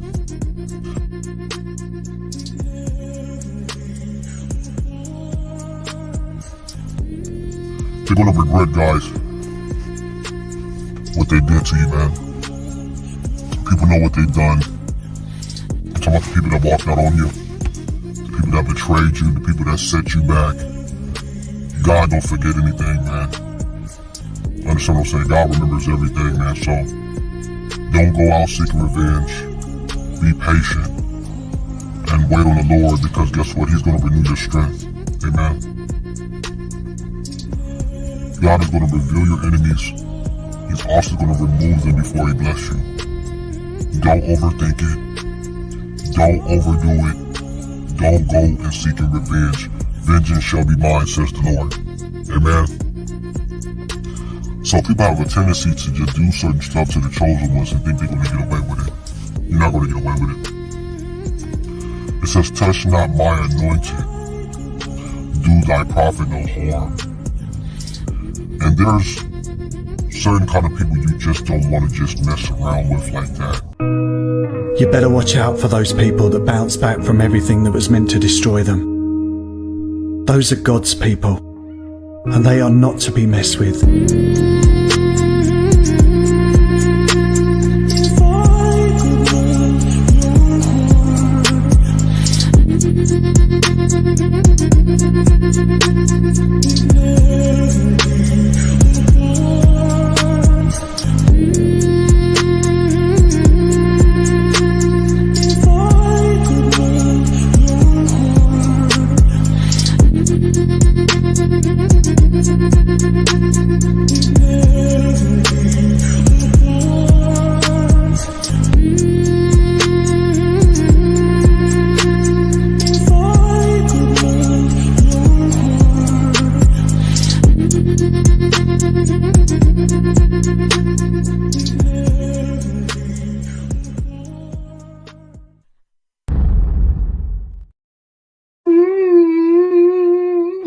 Ice cold.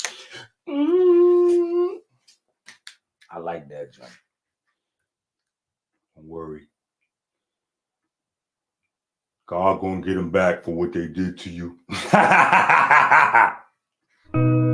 You better watch out for those people that bounce back from everything that was meant to destroy them. Those are God's people, and they are not to be messed with. God says they'll regret what they did to you. Touch not my anointed. Do my prophet no harm.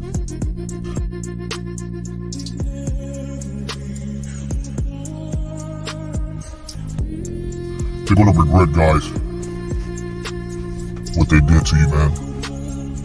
People know what they've done. I'm talking about the people that walked out on you, the people that betrayed you, the people that set you back.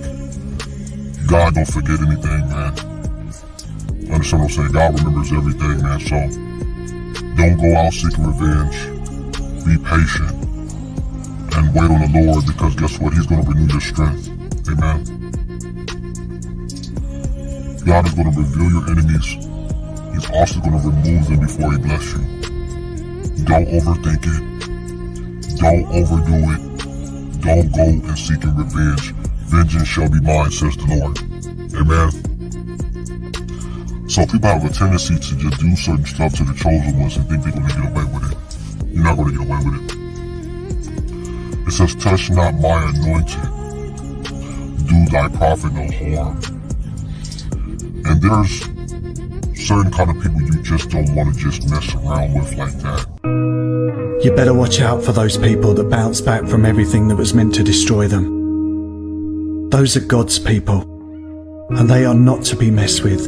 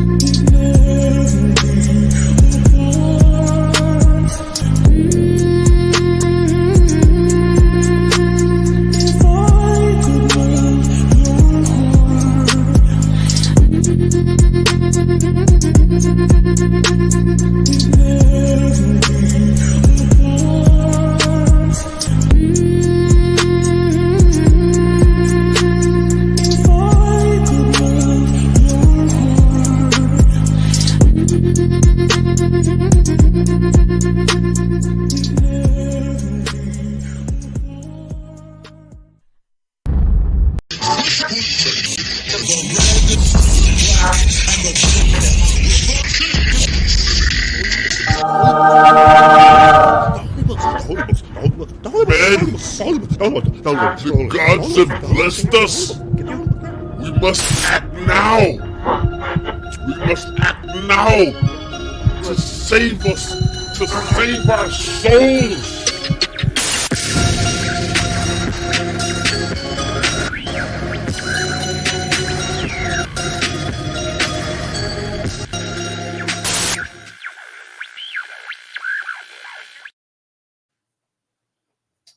Hey, yo, I swear I'm over here still looking for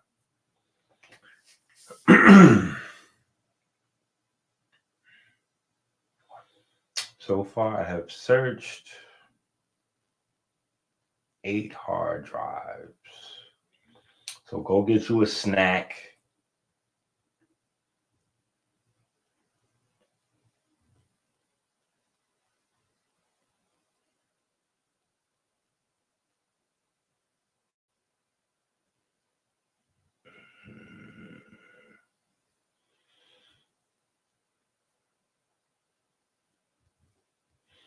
Damn, I kind of need these slides though. Some of these slides is like kind of crazy. These old slides. I was cooking. Man, some of these old joints, I was cooking, B.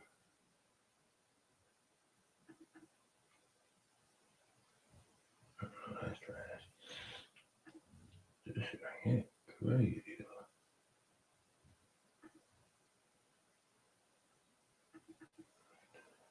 This is trash too. Yeah. Okay. I don't mean my stuff I'm looking at is trash. I just mean like some of the stuff I have just like files that just kind of just mess around and put stuff.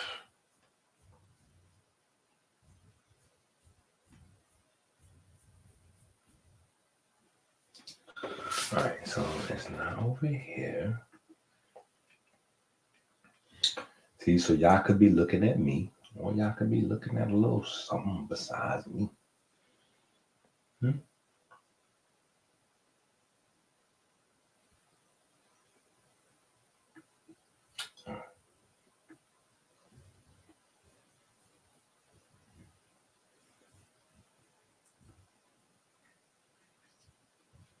Peace and blessings out there to everybody.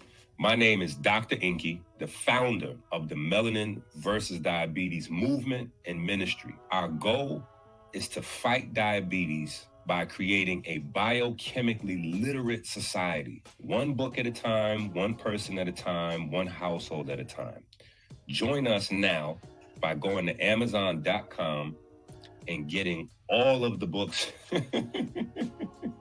getting all of the books that you can afford, even if you can't read them all. Share them with family, share them with loved ones. Let's begin the study. And if you need tutoring sessions are available at AmericanHealer.website. I can give you one-on-one tutoring through these books. Let's build a biochemically literate society, one person at a time. Thanks in advance. Got the screen on me. Let me show you how I really flex, Si. This is how I really flex. Look at this. You see this, Si? This is how I really flex. This is flexing, right? This is flexing, right? And this is just in this last year. All these books right here is on Amazon. I wrote. Not just read. I wrote. That's flexing. But what I'm saying is, in every cell of the body, you have water structure in itself to become the gel that you know your cells are composed of. Within that space, in the process of that structuring happening, the water molecules separate the electrons and the protons. The electrons are harnessed by the melanin and they're fed to NAD. The NAD then carries those to the mitochondria, NRF2 system, you know, the sirtuins, etc. The NAD is an electron transport. It's like the runner. You know, it runs back and forth from the melanin to other places to distribute those electrons, right? This is literally the Inky cycle.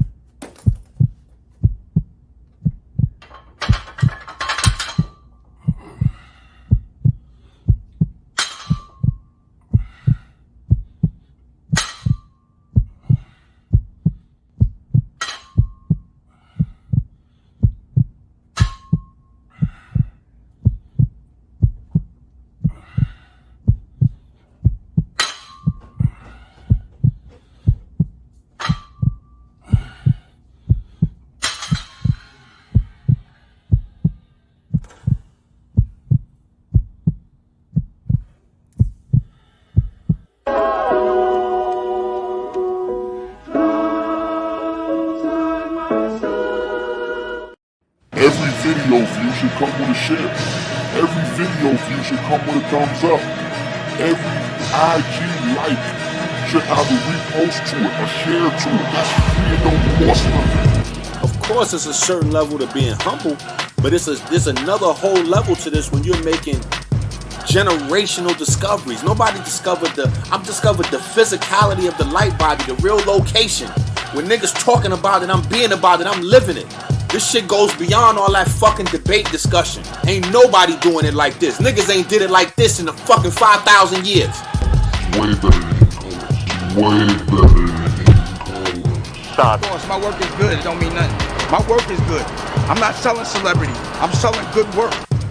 Look at them. They mad. They mad. Are you kidding? Are you kidding? I didn't just show you the light body, I showed you how the information was written into the blood to be carried to the heart, to be stored into the magnetic field. I showed you how the light is produced in every cell. I showed you what the actual significance of ATP really was. That was me. Are you crazy? These are discoveries that's going to last for the next 500 years. For the next 500 years. So no, I'm not worried about it. Your community don't never appreciate you. Your community don't never appreciate what you give to them. It's always the other communities. It's always the other people that come into your community and see the value and pay for the value. It's always the other communities, and then the people say, oh, well, you sold out, you went to the other community. Oh, you went. No, that other community, those other communities, people from South America, Ireland, Europe, Africa, Germany, China, these are the people that's seeking out this information. Why? So they can be in control of the economy for the next 50 to 100 years. I don't have nothing to debate about. Way better than hidden colors. Way better than hidden colors. Boss, my work is good. It don't mean nothing. My work is good. I'm not selling celebrity. I'm selling good work. Every video view should come with a share. Every video view should come with a thumbs up. Every IG like should have a repost to it, a share to it. That's free. It don't cost nothing. That's support that come. This ain't just about, oh, yeah, Cash App, Minister Inky, Cash App, Minister Inky, money sign, Minister Inky, Cash App. Nah, this ain't about that. This free to share this information. The iron in heme provides magnetism. The copper provides electricity. And the two of them together not only produce their own radiation, but as a unit within the pigment cell are able to attract, sustain, and transfer light from the pineal gland. Every one of your red blood cells passes through the pineal gland on average of 12 times a day. The pineal gland is the encoder sharing your current light software with your blood directly and the mitochondria through melatonin to regulate the plasma phosphorus levels, which produce the light, amongst other things, similar to an encoder in a live video feed. This is what I'm trying to tell you about ATP from the electrons reduced from your food. It don't matter what type of food you're eating, the electrons are going to pass through the cytochromes, the cellular pigments, to produce ATP, right? Which goes through the pump, the heart of the mitochondria, the ATPase pump, which is the heart of the mitochondria. The same way you have a big heart through the grand circulation system, right? The grand circulation, small circulation, what our ancestors left us, right? These are heme groups. So your smaller heme group, your small circulation, has an ATPase pump the same way your heart does, right? And that is what recycles the light. That's what feeds the light into the body. That feeds the light into the body. The body is the cell. As far as the heart is concerned, as above, so below, or as below, so above. So your heart is feeding that light into the magnetic field. This is the real science. I don't know what the fuck it is y'all listening to. Don't send me no motherfucking messages about Billy Crystal. I don't give a fuck about no forbid. What? Huh? Huh? Every video view should come with a share. Every video view should come with a thumbs up. Every IG like should have a repost to it, a share to it. That's free. It don't cost nothing. That's support that come. This ain't just about, oh,